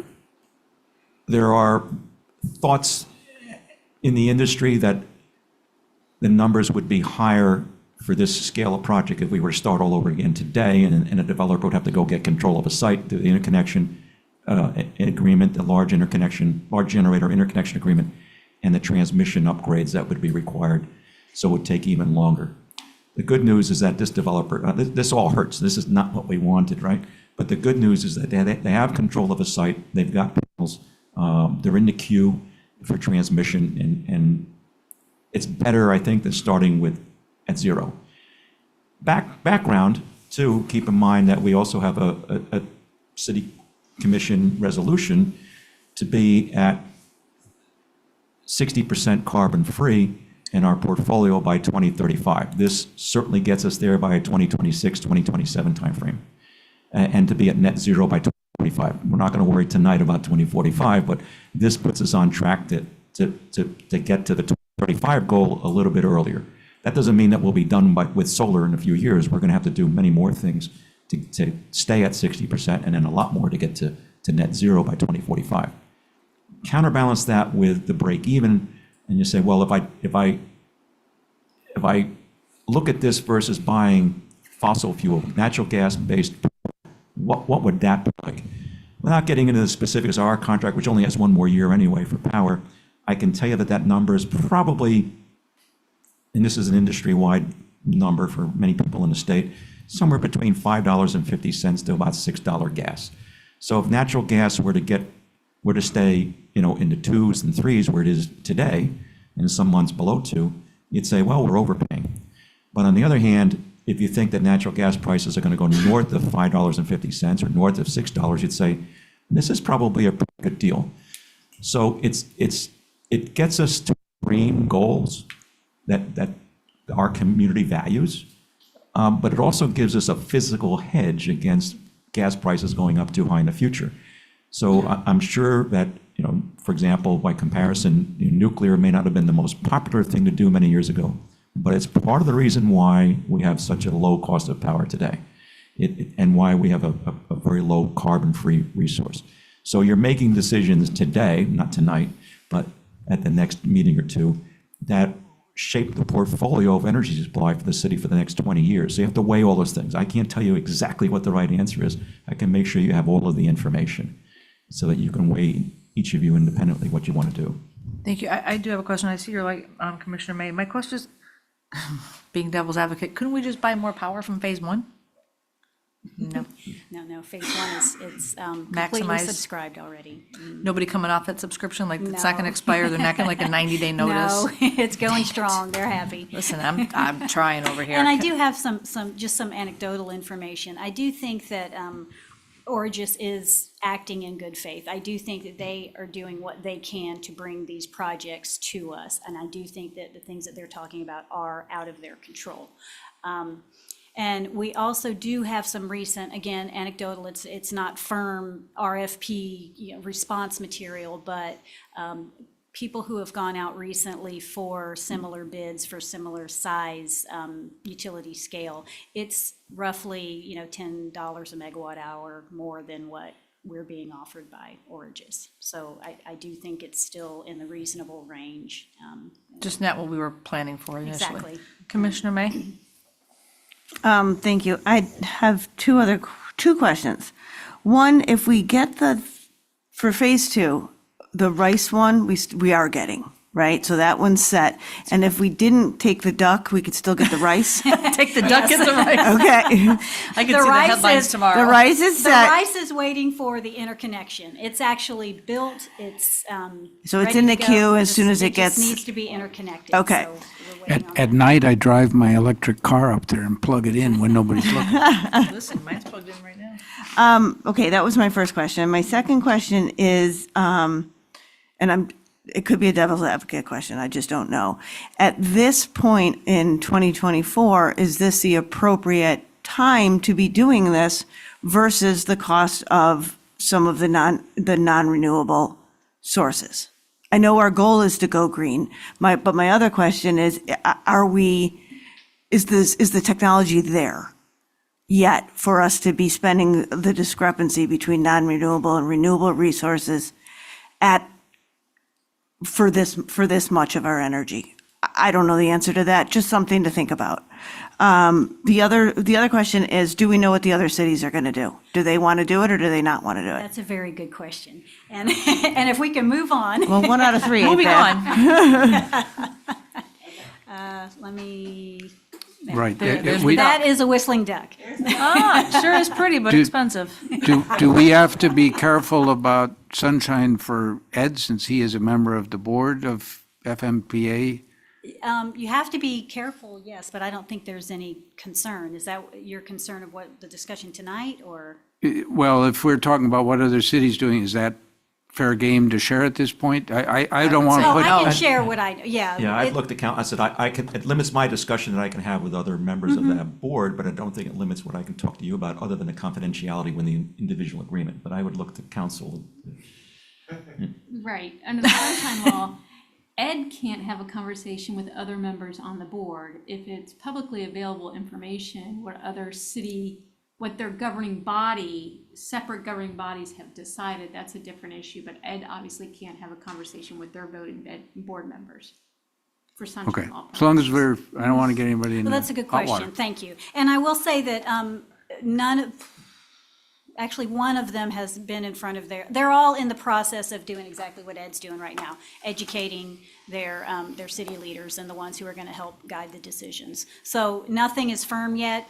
We have had one public meeting of of all of the committees that are involved in the phase 2 and phase 3, because there could be some impacts to phase 3 as well.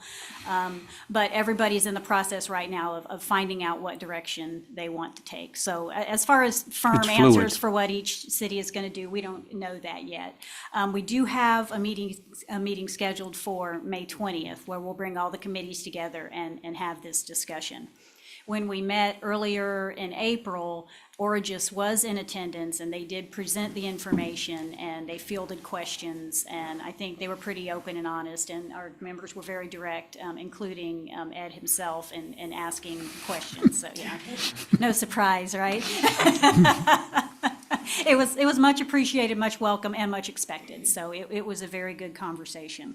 And is it fair to say that, given that FMPA is a pool of a number of cities, a fairly large number, it might be that one or two cities pull out and a couple other cities says, great, we'll take what they're freeing up? That's exactly what we're seeing. But I will say, as far as the contract is concerned, Ed brought up that Origis has come to us proposing an amendment.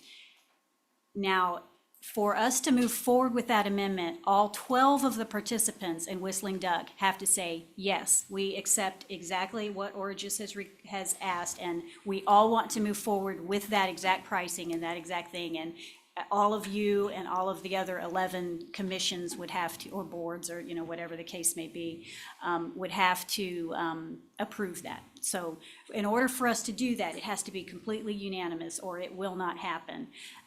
The other, extreme opposite is everybody says, no, we don't want anything to do with that. Build it as you say you're going to build it, or, have fun with, whatever you have to do, or just because we're just not all going forward. So those are the two extremes. But I think what we're seeing is something in the middle, exactly what you just described, is that some are saying, I don't want it, I don't want that, that's not what I signed up for, no thank you, I'm going to back out. And others are saying, well, wait a minute, it's still a pretty decent price, I might want more. Right. So it's, we'll see where it all lands, we just don't know yet. And that's what we're doing right now, is trying to find out what all the members want, so we can, try to fill up 74.9 megawatts and make sure that those who want to remain whole get what they want. So that's where we are now. So, Commissioner yes. Diaz has a question? Yeah, is there like an expected deadline that they want to hear about whether or not we're going to get an amendment? That's completely up to the membership. We are, on May 20th, we are convening all of the participants, and we would very much like a yay, nay, or maybe, and we can start working forward with that. What I will say is, the more we delay, the more those prices go up. Right. So, It's not like they're going to come back and go, well, we changed our mind. yeah, exactly. No, they They have have. FMPA there. Yeah. Yes, And it's a- FMPA, we have our own meetings with the committees that Ed participates. I thought you were asking what we Yeah. needed to decide. Well, it's still the same. Everyone has to put in what their decision is, and unfortunately, it's a group project. So Exactly. At FMPA, we have the committees who participate in solar, and our executive committee and our board of directors cannot approve it until all of the participants, boards and commissions, or however they're set up, councils provide us with written approval. What has the Electric Utility Advisory Board, have they had a conversation about this yet? UAB? No, we would not usually take something like this to the advisory board. We would handle this directly with the city commission. Okay, thank you. Okay, moving on. Ducks and rice, here we go. Now, the remainder of the slides are really, they were the ones that were provided by Origis, and Ed just wanted to put these in here because some of them go into a little bit more detail about their reasons behind the cost increase and everything. This is just Origis's map of where the facilities will be. And again, you'll be participating in Rice Creek, and Whistling Duck is the one in question right now, and Penn Holloway in Phase 3. Rice Creek, as we mentioned, is currently on schedule for a commercial operation in August. They're expecting the backfeed from FPL, this is the FPL interconnected facility, in June, and they figure they need about 8 weeks to get the facility completely energized and providing energy. And that is a picture of it in the middle, so it is ready for them to plug into FPL whenever it happens. That's what they're waiting for. And we do expect that when we do have it up and running, that we'll have an on-site event, hopefully in the October timeframe when the weather gets a little bit better, and have all the participants on site for photo opportunities. And we'll get to turn the crank for the tracker, I was right? thinking like this, like when you do the Christmas tree. And hopefully it'll be a sunny day when we're there. So Origis has termed this the perfect storm 3.0 because they have come to us 2 times before with these concerns. And this is their more detailed look at the reasons that are driving up the costs and driving the delays. So Did you have to use that? I know. That? I didn't do it. I mean, could we stuck to a bigger circle and not You- that you motion? Let them know that we're not keen on their That's right. symbology. Yeah, we're, yeah. Yeah. They're showing how intense the storm is. So, and again, it's not specific to us, but doesn't make us any happier. I thought that said higher executive cost. I'm like, that's not my concern. Go back to that slide. I think that's execution. Execution. Yeah, It- execution. it's I'm like- building it, Yes, basically. I got it. I thought it said executives. I'm like, why are we paying Yeah, that's that? not our problem. Yeah, but we you wouldn't figure be that here, out. we'd be, we have attorneys there. Okay, this thing is being stubborn again. Thank you, Ed. And again, this is just a little bit more detail on what's going on at Whistling Duck. And I do, as I mentioned earlier, I do think Origis is doing their part. They are working very closely with Duke. FMPA has, our CEO, Jacob Williams, who I know most of you have met, has met with the Duke president of Florida and said, these interconnection problems are of concern to us. So those conversations are happening, so we're doing what we can to help with the delay. Now, the costs themselves are out of our control and out of Origis's control, but this is a little more detail. They are, all of their permits, local and state, are pending, so they expect to have those within the next month. And they've already had the local meetings with the stakeholders and with the all of the residents and the city leaders and everything, so there's no pushback or anything, so it's just the issues with the industry going on. And if you could go back to that one. I'm guessing sort of the center of that is, I'm not fully, oh, the blue is probably the The blue outline. is Yeah, the I'm Whistling colorblind, Duck. but I think it's Yeah. the blue section. Yeah, And it Yeah, looks, those you know, words are- eyeballing that, I would say it was probably grazing land before, or possibly citrus that's been taken out. yeah, it's very rural. It's, Yeah. yeah. Okay. Cool.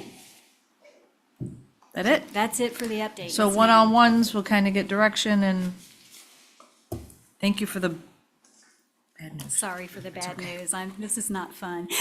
Not fun on It this was end. great when the projects were, like, when they were all low cost Rocking and and everybody rolling, was right? excited. I was like, I loved this part. Do you guys want to take a 5-minute break?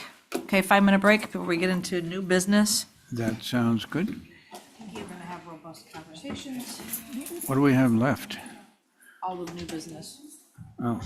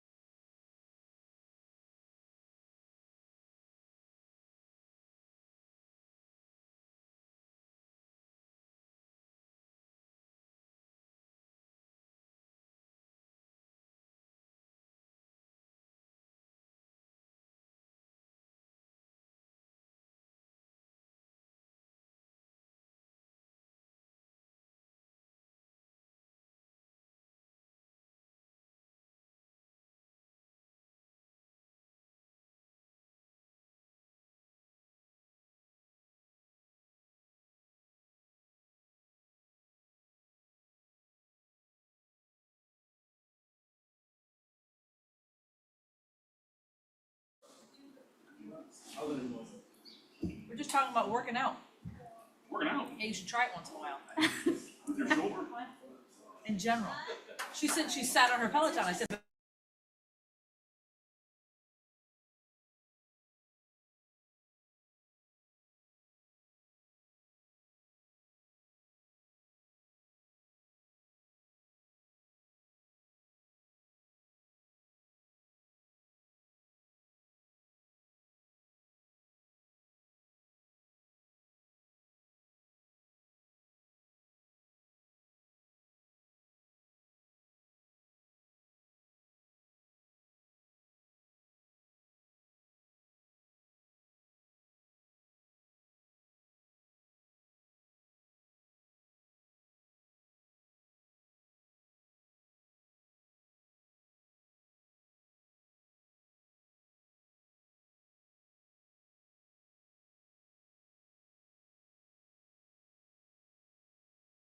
what is feeding over here? Or should I have like a little sensor? What is it? It looks like a wine freezer.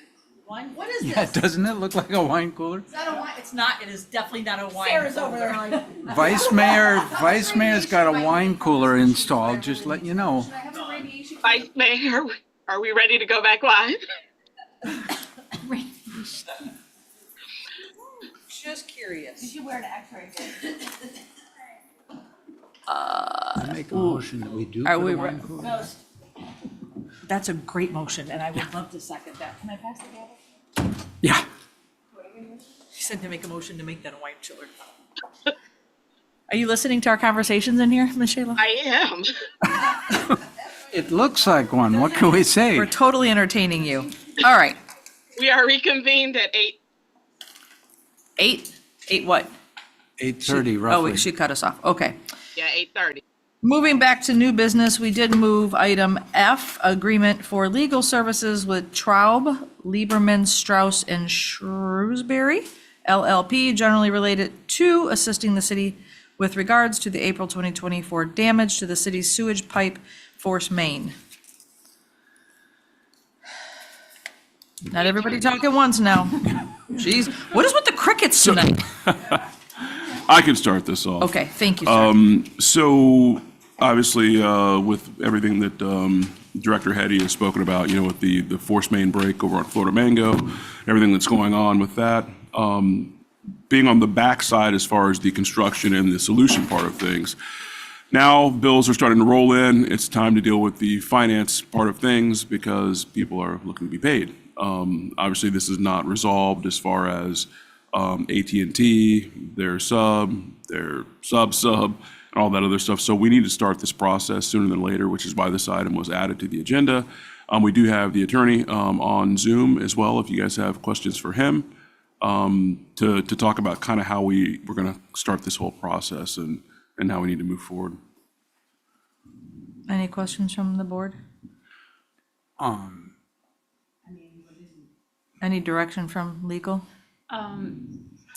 Madam Vice Mayor, Rick Durellum, who's on Zoom, we've utilized him in the past. We're currently utilizing him with our dispute with Siemens. Rick has been very helpful in that process in terms of diving into the details and getting to know the ins and outs of that project and the dispute. So when the issue came up with retaining counsel on this issue, one of my first recommendations to Glenn was Rick Durellum.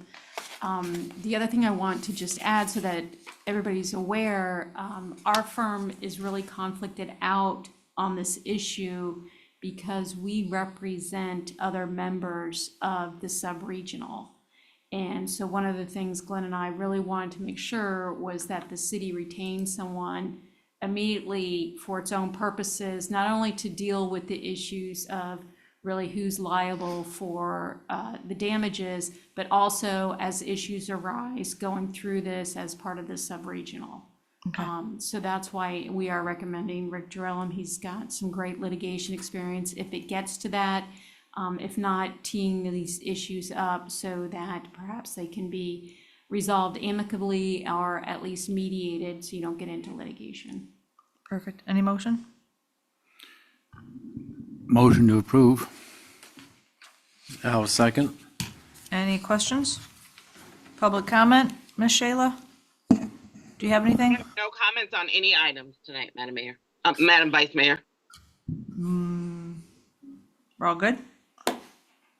I mean, are we talking about a specific amount, or are we just saying? It's up not to exceed 100,000. Oh, I didn't see that part, I apologize. So we have a first and a second. All in favor? Sorry, okay. Aye. Aye. Aye. Motion passes 4-0. Thanks, Rick. Thank you for your patience. Sorry you had to hang out for 2.5 hours. No, you're welcome, and I've never said less. Thank you. You are a lawyer. I can attest to that. Thanks. Good night, everyone. Good night. All right, now back to A, First Amendment to the Agreement with Enco Utility Services LLC. Director, are you taking that, or are you throwing that to Nanette? We'll both work on it, and Nanette's going to join me up here. And I asked Nanette to, she was scheduled for a storm conference with the rest of the team tomorrow, and we changed our plan to be here to help explain this. So what is this all about, and who's Enco, what do they do for the benefit of the public? So Enco is a call center. They are a customer service call center. They take phone calls that would otherwise come into the city. And we hired them a number of years ago. We backed on a contract that they had with another FMPA member. And we started out with them taking our storm calls, outage calls. And that helped tremendously. And at that time, customer service, as many places, goes home at the end of the day. And after hours, what I found upon arriving here was that the system operator, and I think you've all been to the control room, the system operator would be taking phone calls from customers about outages, which could be dozens, if not hundreds, and then sometimes it is hundreds,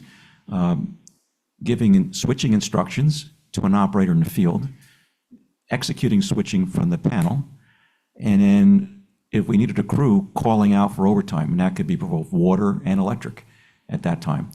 I looked at that and said, this is a recipe for a safety disaster, because to have all of these plates spinning on the table while trying to operate the system safely was not advisable. So we engaged with Enco. They began taking our outage calls, the emergency calls.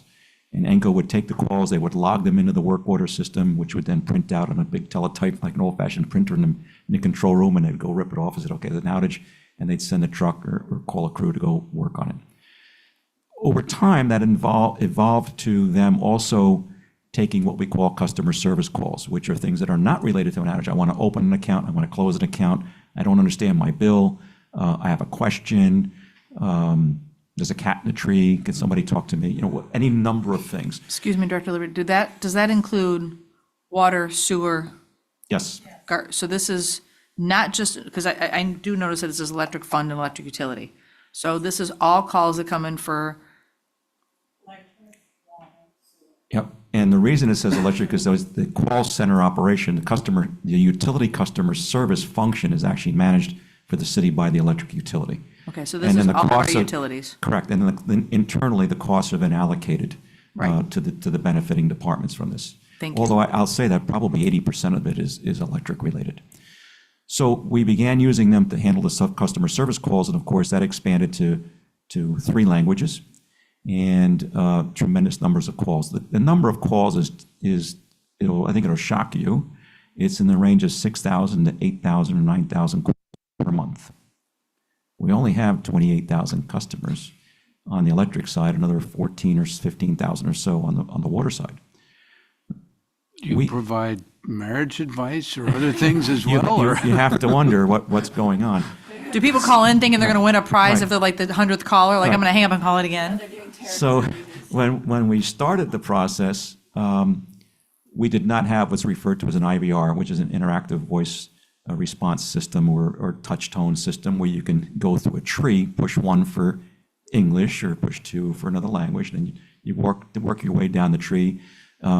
Is this related to an outage? And it takes you over to the outage tree, or is it customer service related? You go that way. So you go down to the tree. I have to say that when we started this effort, our call wait times were probably 10 to 20 or more. Sorry, Nanette, can you speak into the mic? We can't hear you. It was 10+ minutes. And for the record, this is Nanette McTeague, our customer service manager.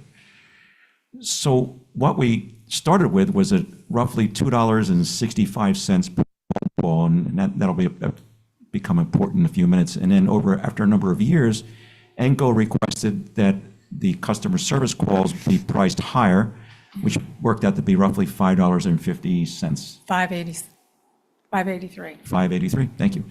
And that was because it would take them much more time to process a customer service call than it would be to process a regular outage call.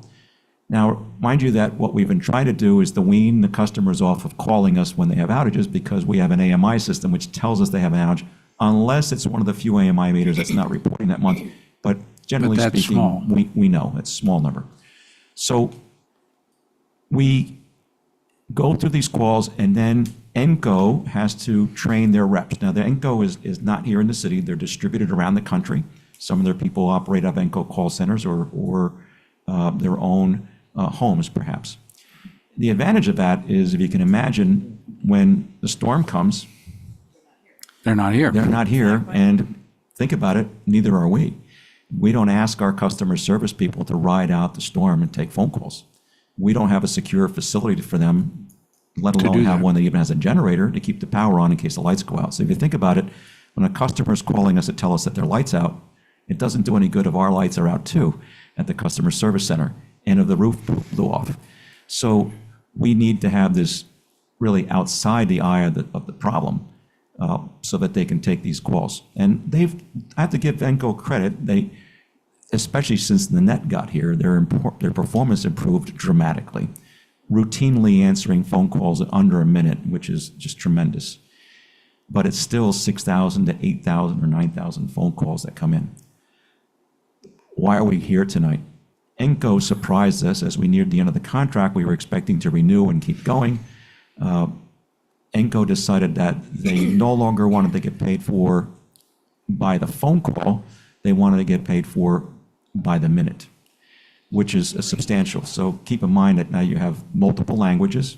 We have a lot of internal processes which make for more phone calls and longer phone calls.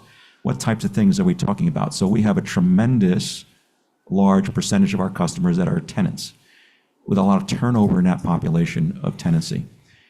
There's the requirement to make sure if the landlord has a BTR in place, the business tax receipt, so that they can lease the property. Try explaining that to people in multiple languages who have never heard of such a thing, and perhaps the landlord didn't make them aware of that up front. So we have to explain to them, no, you can't get your power on today or tomorrow, because we have to make sure there's a BTR, and if there is one, great. If there isn't, somebody's got to go get it. You're going to need a copy of the lease, and then you go right on all the other things that you need to do before we'll turn the power on. If there's no BTR in place, that's a whole nother exercise. So the calls get lengthy, and I think that's what ENCO is experiencing and is looking to get out from under that. No, we're not in agreement with what they want to do, but they've given us a huge increase in the rate. So much so that we objected. My strong letter, staff got between me and the mailbox and suggested I not send it because You can pass it to me, and I'll gladly get it in the mail. So I think council might have had a hand in that too. So maybe this was a little bit too much, but it's egregious. So Do you want me to? I'll let Nanette take it. Okay, so to give you a little background, what we were paying was $5.83 per call, and we were paying on a per call basis. Last month, we took almost 6,000 calls, 4,000 customer service calls, and about 2,000 for system operations. Out of that, we run about $30,000 a month. That's what we pay them. And like Ed said, or Mr. Liberty said, is they wanted to go from a per call basis to a minute charge. And the minute charge, how they equated that was they looked at our overall minutes and came up with an average that we used of 40,000 minutes per month. So take that $40,000 a minute, what they initially came to me and said, we want $2.68 a minute. That came on a monthly basis on 40,000, roughly $107,000. as opposed to roughly 30. 32,000. I think I'm with Vice Mayor Malega. Give us the So- letter, we'll send it. So back and forth, we negotiated, I got them down to $2.08. That's still egregious in my book, because now it came down from $107,000 to $83,000 a month. What we budget for the last fiscal year was $400,000. We've spent $177,000, so that leaves us with about $222,000. We're short because we've got to go through the end of the fiscal period, which would be September 30th. What we need is $250,000 to make up that difference. What we have done is put out an RFP. You've already done it? Yeah. And hopefully, and it's going to close May 21st.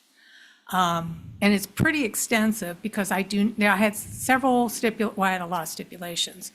One being I do not want a call center that's offshore, or it's just, in my past experience, it is not good customer service at all. The other is they don't necessarily have to be in Florida because we are hurricane prone. So that's why the beauty of ENCO was they have them in California and Tennessee and so forth. That's fine wherever the call center is. They have to be proficient though in the utility end of the business because it is difficult. And I had wanted them to be proficient within our Naviline system as well. That takes time to ramp up. The other thing is, I do not want to pay a minute charge. I think that's just a lot. What was the lady's name who was you call her and she gave the psychic reading? What was her name? I can't remember. Miss Chloe. That's higher than Miss Chloe charges. Madam Cleo. Madam Cleo. Thank you, Miss Shayla. Were you a frequent caller? No, I know it wasn't Chloe. Cleo, yeah, these numbers are outrageous. For what? For psych? Oh, okay. So, yeah, exactly. A minute charge is never a good thing. So what I've stipulated in the RFP is we want to charge per call. I've done a lot of research. I've managed a lot of centers in my prior life. It is a little difficult to find. I'm curious to see what the RFP is going to come in at. Like I said, we were paying $583 per call. And if you go online, you look at it, it ranges anywhere from high $5, maybe $5.80 to possibly $7, $8, even $10. But it all is predicated on what they're doing. We need the center to be able to handle the calls, to handle them proficiently, but the ramp up time is going to be a little high. We had asked for a year to ramp up. Hopefully we can get it done quicker than that. So we do need $250,000. Now, some of the drawbacks, I know I had conversations with Vice Mayor Malega about handling it ourselves. The problems that we would take into consideration, I don't have the staff, number one. ENCO handles, their staff is about 8 reps. And then they've also said, well, we give you more on a percentage basis to handle the calls. And they have done well with under a minute, obviously. I mean, we were talking about 10 minutes plus. So the minute, I'm not so concerned about. I mean, it can go up. Industry standards can range usually. If we keep it under 3, you're doing a really good 3 minutes, you're doing really good customer service. But if we took it in-house, like I said, I don't have the staff to do it. We would have to move because currently we're leasing a building. That building does not have a generator. I'd have to have a building that's secure. And during hurricane season, who knows if they could even come in and work. The other thing that takes up time for these calls is our requirements that we put on our citizens when they want to apply for service. As Mr. Liberty mentioned, we ask these customers, if they're a tenant, they have to have the BTR, which is the business tax receipts. They have to have that license. They do not understand it. We have a large population of tenant people that apply for service, and it's very difficult. So once they apply for service, they are calling us on average 3 times before they actually process that order. And why they're calling us is because of the BTR. We require, if it's a tenant, they have to have the owner sign as well as themselves sign. Half the time, they don't have missing signatures on it, one signature or not the other. We also require a photo ID. That can be missing. So there's various components that make up and take up time. So those are all some of the reasons why we really need a call center that can handle it and handle it proficiently. So ask away. I see Commissioner McVoy's light was on first. Yeah, that's what I said, rub the head. Well, a lot of thoughts on this is one, I'm glad to hear you say that you didn't want to go offshore. I do calls and I periodically land offshore, and I happen to have some connections to some of the countries where they line up. So I like that. But in general, I have not found that to work very well. One of the questions I've always had with the call center idea, I hear the advantage of it not being right here for storms. What comes to mind, though, is if we're in the middle of a hurricane or in the immediate aftermath, hooking people up for new service doesn't strike me as a real big priority at that point. We'll get to that when we get to that. Right now, we got other problems on our hand. The outage part of it is not, in my mind, totally, dudes, we're out. We're out. We don't need to have a zillion people calling to tell us we're out. We probably know that. And we have later on the agenda today that we're going to get rid of our AMI and MDM meter management system that we've had, that I always, when I voted to put it in, however many, 10 years ago or whatever, I said, surely the technology, since we've got like 15-minute real-time data from the meters, the kids over at the college could program that up to tell you, here's the map of what's out. It just takes all the meters, takes their location, here's the map. You could go the next stage of having it push out that information. You automatically get a call. Guys, your lights are out. And it goes to a mobile phone. And we push a little harder to get people to give us those numbers. We push harder partly because we get Sam to say, we're going to also give you the water outage. And when your water just went crazy, we're going to get you a call. So you really want to have your number with us. So there's some incentive. Plus, you'll get the outage calls. We shouldn't be taking outage calls. I think we should not be in that business at all. And nobody paid me to say this. I just think we should have, our technology should proactively be pushing that out. It should come out as a map on your phone. It should come out as an individual call or whatever. There's a lot of different ways to do that. So the outage part of it, it seems to me the argument that it has to be somewhere else, I hear some reasoning for that, but I don't think it's a deal breaker. And you're right, I'm shocked. 6,000, 8,000 calls a month. Is there anything that we could do to have somebody, I learned the term, being a commissioner, process audits. I'd never heard of that before. Process audits, you probably know about them, of somebody comes in and just looks at how do we, from start to finish, how does this work? Could we twist something here and say, you know what, we are mostly tenants. We have a lot of people with different cultural backgrounds, language, all that stuff. Can we figure out some way? And it seems to me, and this is kind of a random bunch of thoughts on it, but maybe it's helpful. I have a feeling that the RFP is going to come in low from outfits that don't know us. They do it for a while and they say, holy Toledo, we underbid this thing horribly. We're coming back to next year when we're doubling our cost. Because these are complicated calls in many cases. And they're going to be even more complicated by somebody who doesn't live in Lake Worth and has no clue where A Street is, or whether A Street is near to, whatever that's relevant or some of those things. So they don't have local knowledge. Maybe they develop it over time if it's the same person. But I suspect people doing call centers turn over about as much as our tenants turn over, if I had to guess.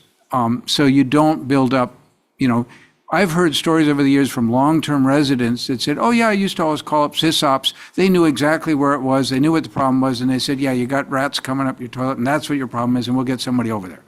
And it built, not for electric, it built positive relation between residents and the folks. So I guess I would push a little bit, could we make enough adjustments to the process, combine with the AMI, combine with the MDM stuff, combine with maybe some other ways of looking at, that we could do it in-house, and probably, I mean, there's a real cost to dealing with this. There is. And whether it's done outside or it's done inside, I suspect it's not hugely different, unless you went offshore, but then we don't, we have good reasons not to do that. So That's my jumble of thoughts. we could try to migrate to doing it in-house. I would say that plan on at least a year to stand up that function to get it going. But when we talk about structural change is one of the things that has to happen. Certainly, we've gone back and forth over me saying, why are we taking an outage call?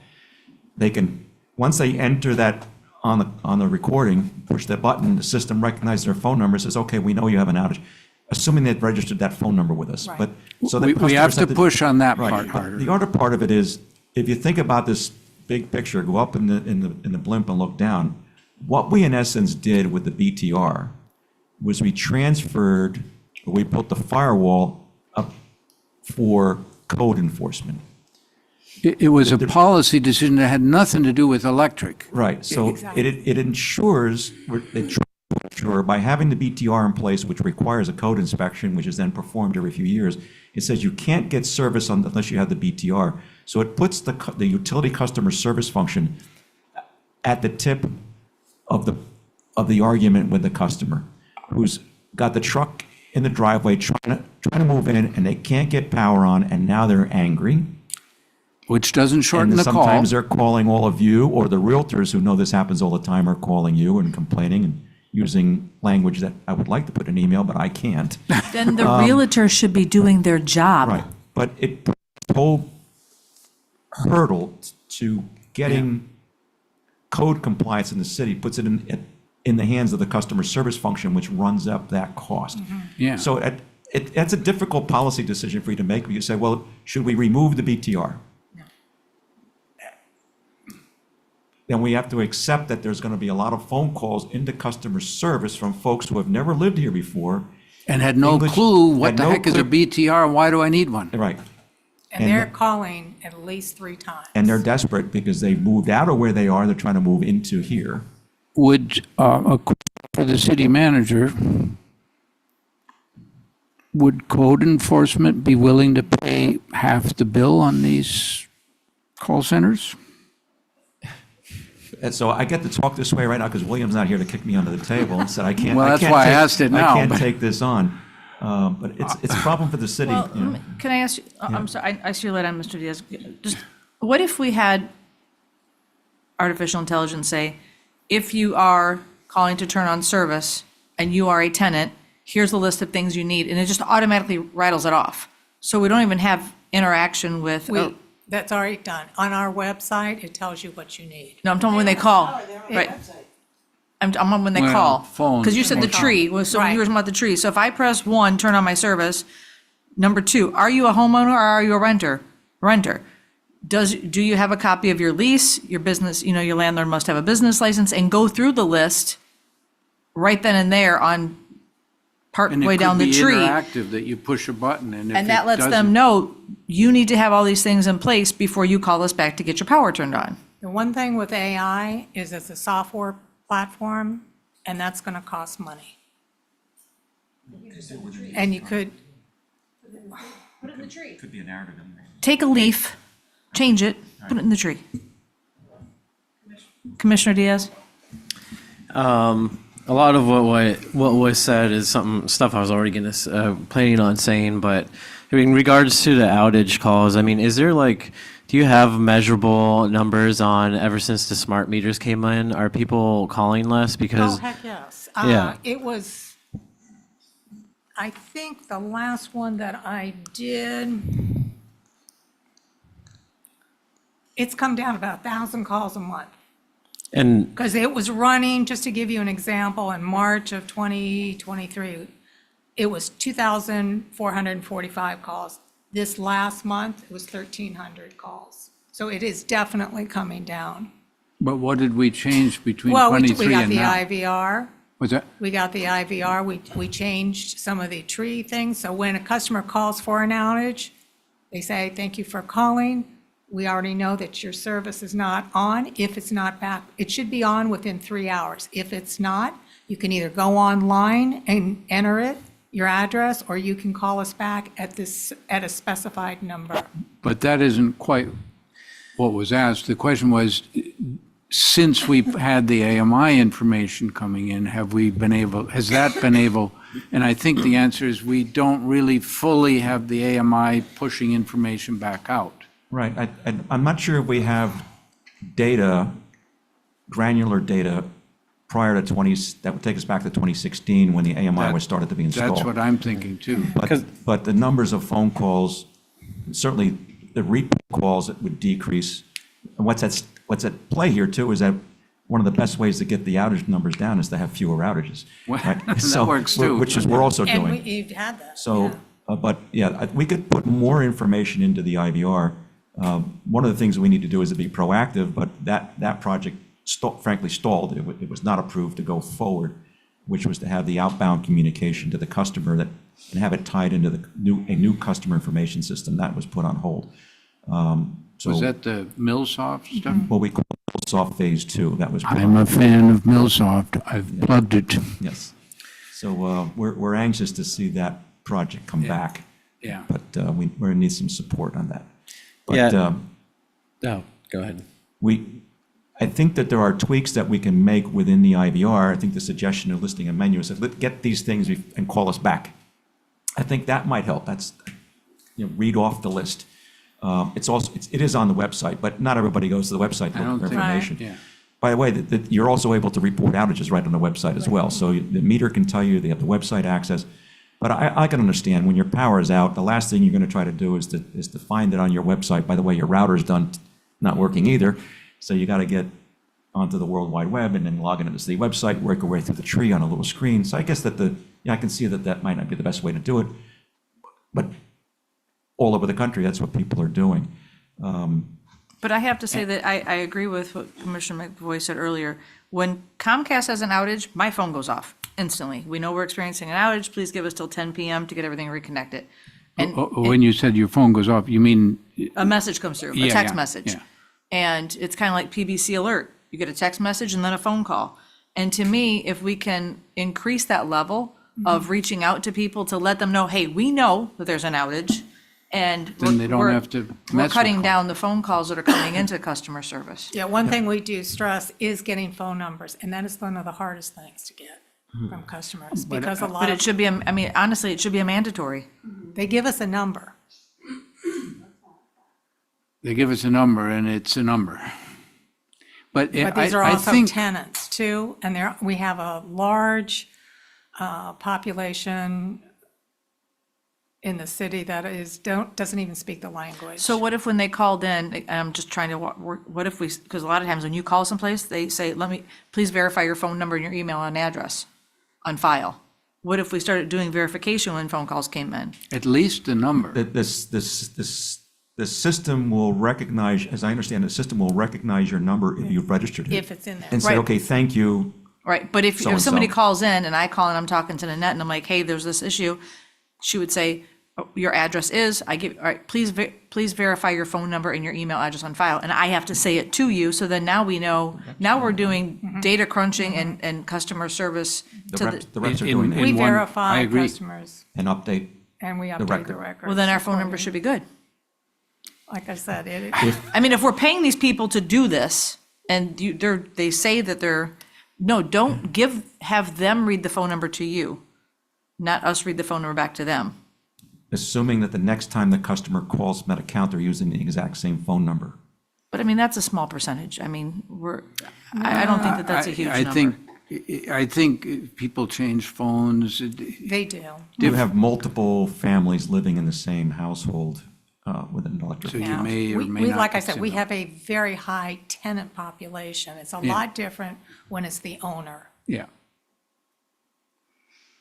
I mean, but we can certainly tailor our, the messaging up front. We can do that. That's not an issue. And it's probably good timing if we go out for RFP. This is what we want, and this is what will help us, because we do want to eliminate calls. We have drastically, believe it or not, brought these calls down. I mean, when I first got here, there were 10, 15,000 calls a month. Shayla, how are we doing on time on this conversation? Yeah. You have 15 minutes left. Okay, I see your light, Commissioner Diaz, but you already had a bite at the apple, so I'm gonna let Commissioner May go first, per Robert's rules. Thank you. I think we're getting a little in the weeds. If we bring it back to really what's being asked, you're asking for $250,000 to get through the year. To get through the fiscal year. To get through the fiscal year, and then we're going to look at all of these other things. I think single thing that we're talking about tonight is extremely important, and we should workshop the shit out of it. However, not tonight. But wait, this contract is up. Yeah, it is. So this isn't to get us through the fiscal year. This is taking us through the rate that I gave you. What I need 250,000 for will take us through September 30th. That contract still continues, and we're going to need $1.1 million. There's the bigger number. Right, but they already, I mean, I've got it, 83,000 times 12 is about $1 million that they're going to need. And you couldn't, there wasn't a contract that says you can't change the prices in the middle of this thing? No. Technically, they can give it 30 days. They're doing the same thing the other cities, is my understanding. So what the year will allow us to do is complete the RFP, see if there's a better deal. Right. And then start the migration over to the better deal. In that process, though, I agree that we should look at the process and change the processes to take the things out of the process that are inefficient. Right. We should also, in my opinion, renew our effort to move toward what we call the technology suite, which was internally we called it MillSoft Phase 2, because we'd already started with MillSoft on Phase 1, which is up and running. So it has to tie in to our outage management system, our notification system, and work seamlessly with what's in the control room today. So those are all things that should be done, continue to work at it. I don't think there's one big magic blow that we can hit that will solve it. I think that we can stop taking the outage calls and say, we know. I think that's a good thing to do. If it's a couple of thousand, if we can get that down to a few hundred, that would be great. But the customer service calls, they're just going to keep coming. It's like more seashells on the beach. They're just going to keep coming. We can slow them down, but that's important. I think it's also important to point out that we've added a lot of improvements to the customer service function. It's much better today than it was years ago, but it's not where we'd like it to be. And I'm going to put a pitch in for we need to get the salaries right. We have a lot of turnover in that group. So Nanette, it's rare that she has a month where she's fully staffed because there's so much turnover. And that's not turnover because we terminated people. It's turnover because they chose to go elsewhere for a higher rate of pay. So that's a big issue, getting them to stay at that rate of pay to handle the complexity. We're different than the cities around us in that we also have electric. Right. It's a little bit more difficult. And we have the whole BTR process that others don't have. So it's hard to get people to stay here. Now, we made improvements. Working conditions improved dramatically when we left the annex and went over to the space that we're currently in today. That helped a lot. But we still need to do more. Okay, so we're gonna try to wrap this up quick. Are you done, Commissioner? Yeah, I mean, my whole point was I think we should make the motion. I want to make the motion that we pass this. Okay, so go ahead. I'm going to make the motion that we pass this, where is it? Letter A, right? To amend the agreement with Enco Utility Service LLC. Do I have a second? Second. And Commissioner Diaz, your light was on?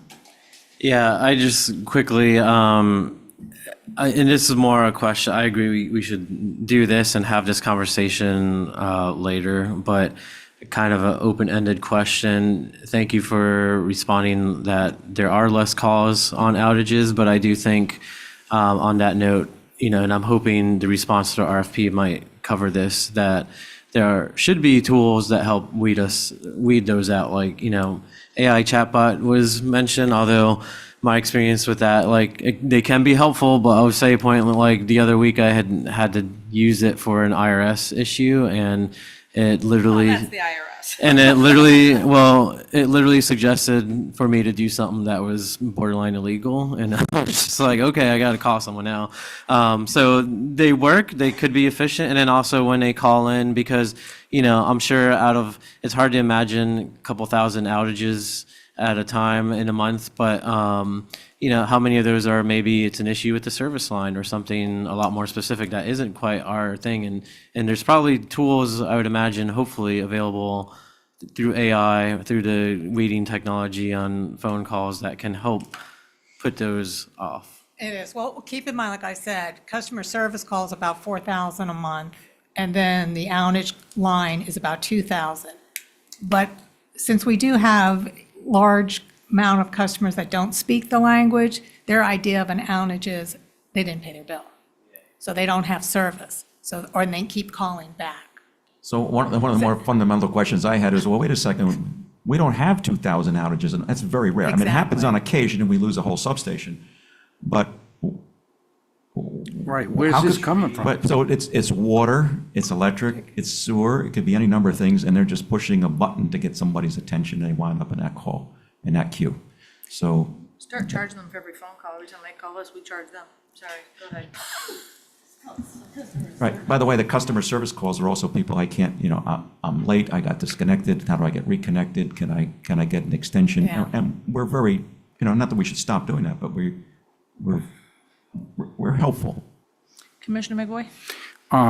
Real quickly, let's push hard. I guess we have to approve this. It doesn't sound like we have much choice. I'm not happy to do it because it seems like we're headed down a direction that's way too expensive and that we really need to reduce the need for it. So I would like us as a commission to commit to re-looking at the BTR thing. And if we're going to do that, and I understand that there are objectives of doing that are not unreasonable, but I seriously think that the cost, then we need to think about, well, that's not really an electric or a water department cost. That's a cost that, if we want to do that, we need to think about where else that's at. So that's one thought. Question on MillSoft. My understanding is that one of the things that software can do is if outage information is generated either by an AMI meter or by whatever, and it collects, let's say 5 of the meters are out or whatever it is possible for it to do a certain amount of figuring out, okay, this is an outage that we need to call this people, you're going to need these components, you're going to need a 50 kilowatt, whatever, transformer or whatever, and actually program, this is the stuff that you need to pull from the supplies, from the warehouse, this is what you need to load up for your truck, that you can program a certain amount of that.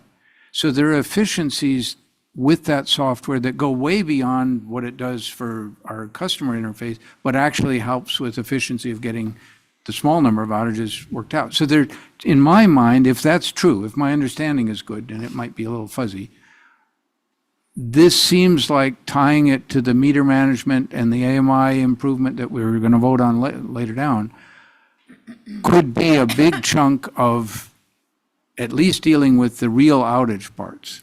So the MillSoft, this gets into the weeds, but the MillSoft system will predict through the outage management system to a specific device where the problem is, that it's at this transformer. Right. You don't know until you get there, though, if it's the fuse or if it's the entire transformer. So the trucks will carry the fuses. The transformers are back at the warehouse. The first response is we send the troubleman, or the trouble truck, Right. To the scene to figure it out. If it's just a fuse, the troubleman will refuse. Right. If it's a loose connection, they'll fix the connection. If it goes beyond that, which you don't know by looking at MillSoft, then the troubleman will say, I need a crew. Yeah. And then the system operator will then go through the overtime list and call a crew out. That's about a 90-minute response time, and then they're typically clearing the outage in about 3 hours. Our team does a fantastic job of responding. Yeah. 2 o'clock in the morning, an hour and a half later, there's 3 or 4 linemen here, they're out there going to work. Okay, well, maybe you can bring conversation back on that. Now, it seems like we might have some consensus to do that. We have a first and a second. All in favor? Aye. Aye. Begrudgingly. begrudgingly, yeah. So on the direction to look at the business tax receipts for tenants, I think we should also maybe use the opportunity, and we can, maybe this is a better conversation on our one-on-ones, but to talk about the requirements also for like commercial accounts when they move in. I've received complaints about people saying, they couldn't get their electric on because of something in the process, and I need to get more details that basically delayed their ability to set up their accounts. So there's opportunity, I think, everywhere to do, as Commissioner McVoy pointed out, a process audit. Okay, we good? Item B is now the resolution number 14-2024, fiscal year 2024, second budget amendment accompanying the ENCO contract. Can I have a motion? Motion to approve? Second? Second. All in favor? Aye. C, task order 7 with WGI Inc. for design surveying services to support new feeder engineering design connecting main yard to the new 6th Avenue substation. Motion? Motion to approve? Second? Second. All in favor? Aye. Aye, sorry. Mr. Diaz? I was hoping we'd get a little bit of a story on it, but I guess it is getting on. Do you want to have a conversation about it? I don't, I always like to hear Director Liberty's We reports. have to do a bunch of survey work to make sure that we're not going to hit anything when we reconstruct the Hitting feeders. hitting for the- things, that's for the- kind of a for the- deal. The new substation that is moving one block south. I double my second. Thank you for that. Right? Letter D, Hooper Corp. Work Order Number 1 to provide construction services for the relocation of the main canal 138 kV transmission line. Is Yes. it Hooper or Hopper? I see No, both here. it's Hooper. Okay.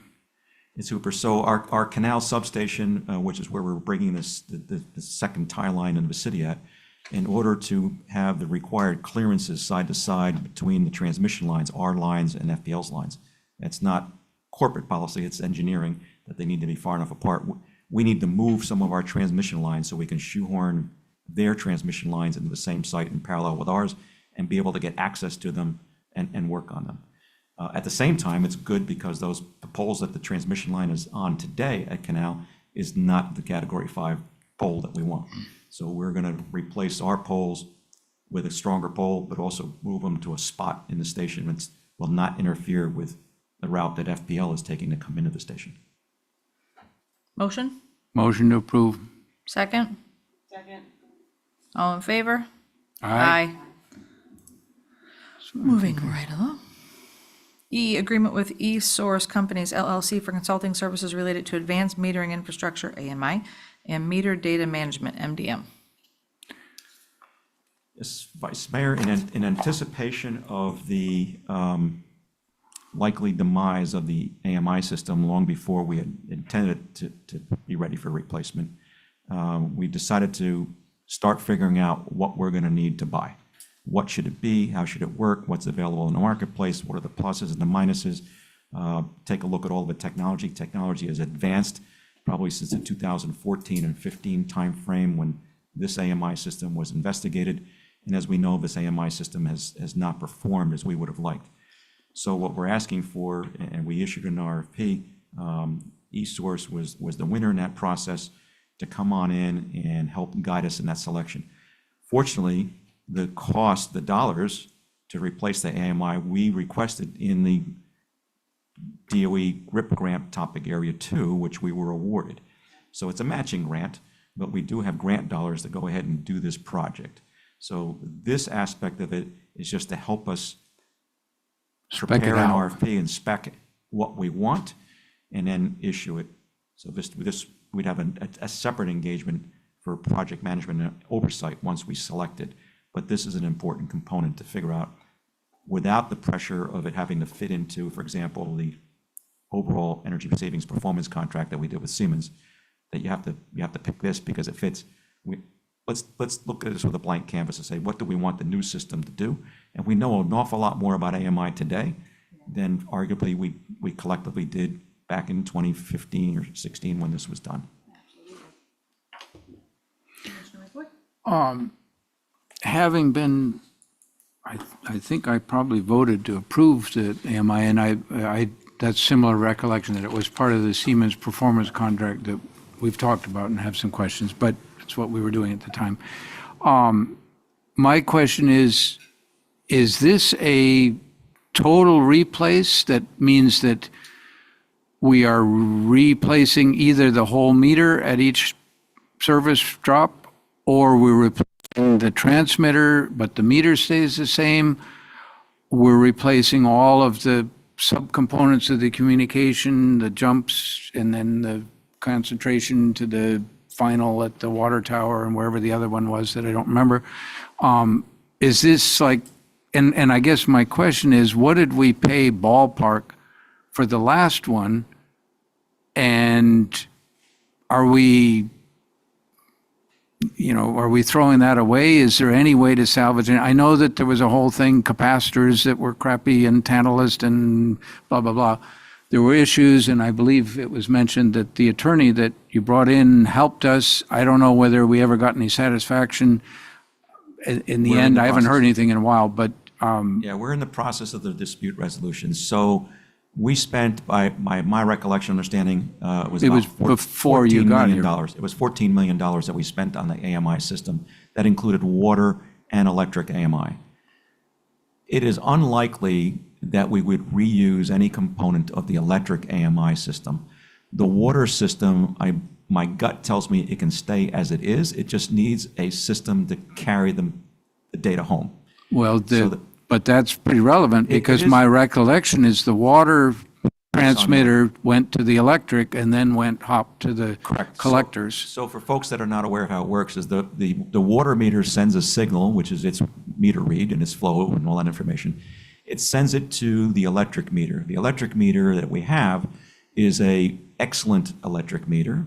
It's The made by meters are Itron. fine. The meters are fine. However, that meter has on it a transmitter made by Tantalus, which then sends that information, electric and water information, onto a base station. And then there's about 98 of these remote devices, and then ultimately it gets to a base station. It goes to what's called a collector. There's 98 Right. collectors, and from the collector it goes to the base station, and then drops it into the servers, and then processes the bills and Right. does all that.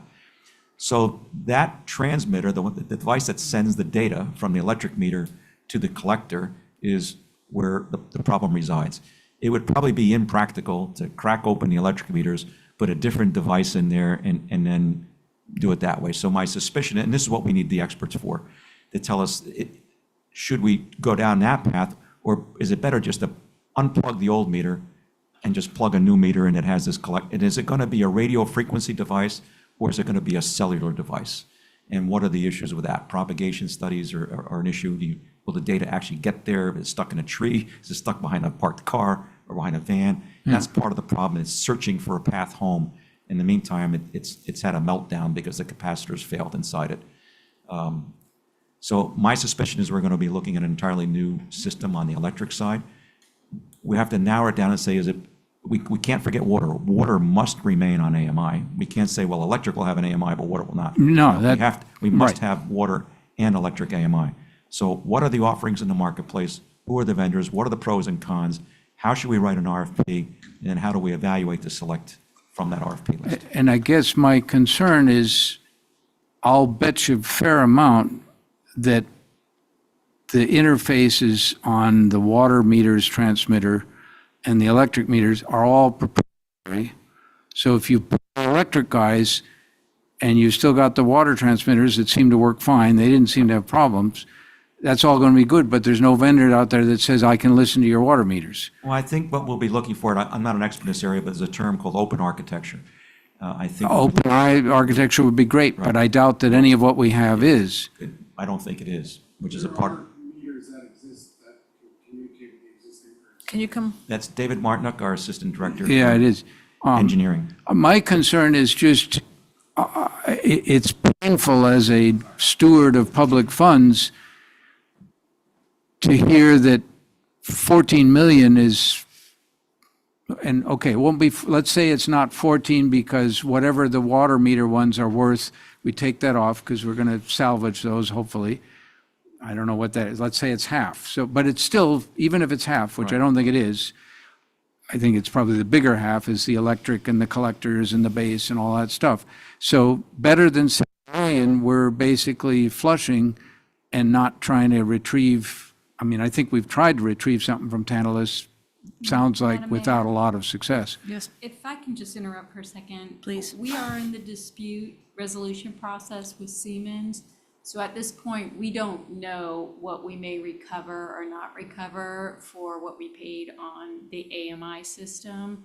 I think what we have to do is focus on that this consultant that's being presented is going to look at what we need going forward.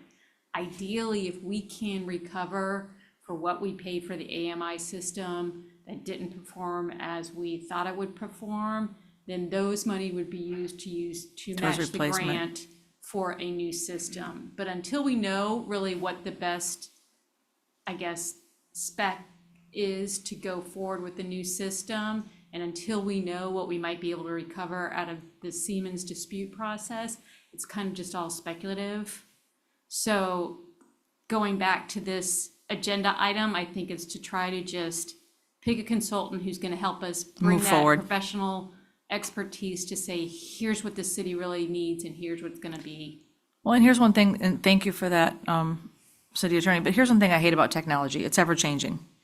And we're constantly going to have this, well, that used to be the best, but now it's better. And there's always going to be a new company, and I hear you. I hate the fact that this is going on. But there's always going to be a company that's better, that's faster, because that's what technology does. It keeps evolving. And I'm glad that you preface it with the fact that we don't know what we're going to get back out of this other bad contract. So let's not focus on that. Let's focus on moving I'm going forward. to disagree a little bit, and I'll tell you why. But Well, let's focus on moving forward, again, because, I mean, I called you up. Can you answer the question about the water, sir? Yeah, David Martin-Uke, you. Assistant Director of Engineering. The water meters in particular have ERTS communication. There are a couple companies that maintain that communication protocol to the electric meters from the water meters. There are also options to change just the transmitter on the water meters at kind of a low per capita per meter. We'll say like $100 per meter or less. So there's options for both, and that'll also communicate to the electric meter. And then that would communicate to so-called collectors, and there's various forms of that backhaul. So it's not And a then total wash. It's not a total wash. That's wonderful. That's great. The Do you other have any- thing to keep in mind too is one of the things we need to do is to design or specify what we want out of a meter data management system. So right now, we can only archive about 16 months worth of data. So that's really not much of a meter data management system. That to do a good job of energy conservation and consult with customers and see long-term trends, you want to go a number of years, and you want to have a meter data management system that is amenable to sorting data, recovering data to find the things that you're looking for. We don't have that capability today. So it's not just about the metering system, it's about the meter data management system as well. So that we Understood. can grab the data that we want. Anybody else have a analysis. question? No? Do we have a motion? No. We have to finish this one that we're on first, then we can make that motion. I guess I would enjoy having some conversation as you're working with them on the specking mesh systems and stuff so that it, dropouts and things like that. And I totally agree with you that the software part, that we want to be very active on conservation. So whatever you need to make, if you need terabyte storage, get the terabyte storage, whatever it is. Storage is not expensive at this point. And on the technology that reads the water meters, Sam can correct me, but I believe that Badger Water Meters has been making pretty much the same darn meter for certainly decades, and probably close, almost a century. The only thing that's changed is the transmitter, the radio that and it doesn't change that much. They've switched from Zigbee to, and I've read some on the cellular, and and I hope that part of the contract will also be the data security part, because that's a big concern that people raise. And then as much open source so that there's future compatibility when we need to do something different 10 years from now, that we still can. So there's so much more knowledge in the industry about AMI today than there really was 6, 8, and 10 years ago. And it's just a And tremendous guess what? area. There will be another 8 and 10 years from now. Yeah, That's just how and technology and the- evolves. Part of the reason I brought this forward was that the system that we have is failing, and we should define what we mean by failing, but it's failing at such a rate that we weren't going to get to the 15-plus year desired life or 20 year, so we'd be in a crisis. Commissioner May? Do you have the ability to do this without this consultant? No. Okay, so I make a motion to approve the agreement with eSource Companies LLC for the consulting services related to AMI and MDM with a total not to exceed the amount of $166,130. Look at you reading that like a professional. Is there a second? I'll All in second. favor? Aye. Aye. Motion to adjourn? Anybody? I'm opposed to that, but okay. I mean, we can go. Shayla? Second? I'll second it. There's nobody who made it. Oh, I'll Yeah, make I it need the then. motion. Motion to adjourn. Second? Second. We're out of here. All in favor? Aye. Aye.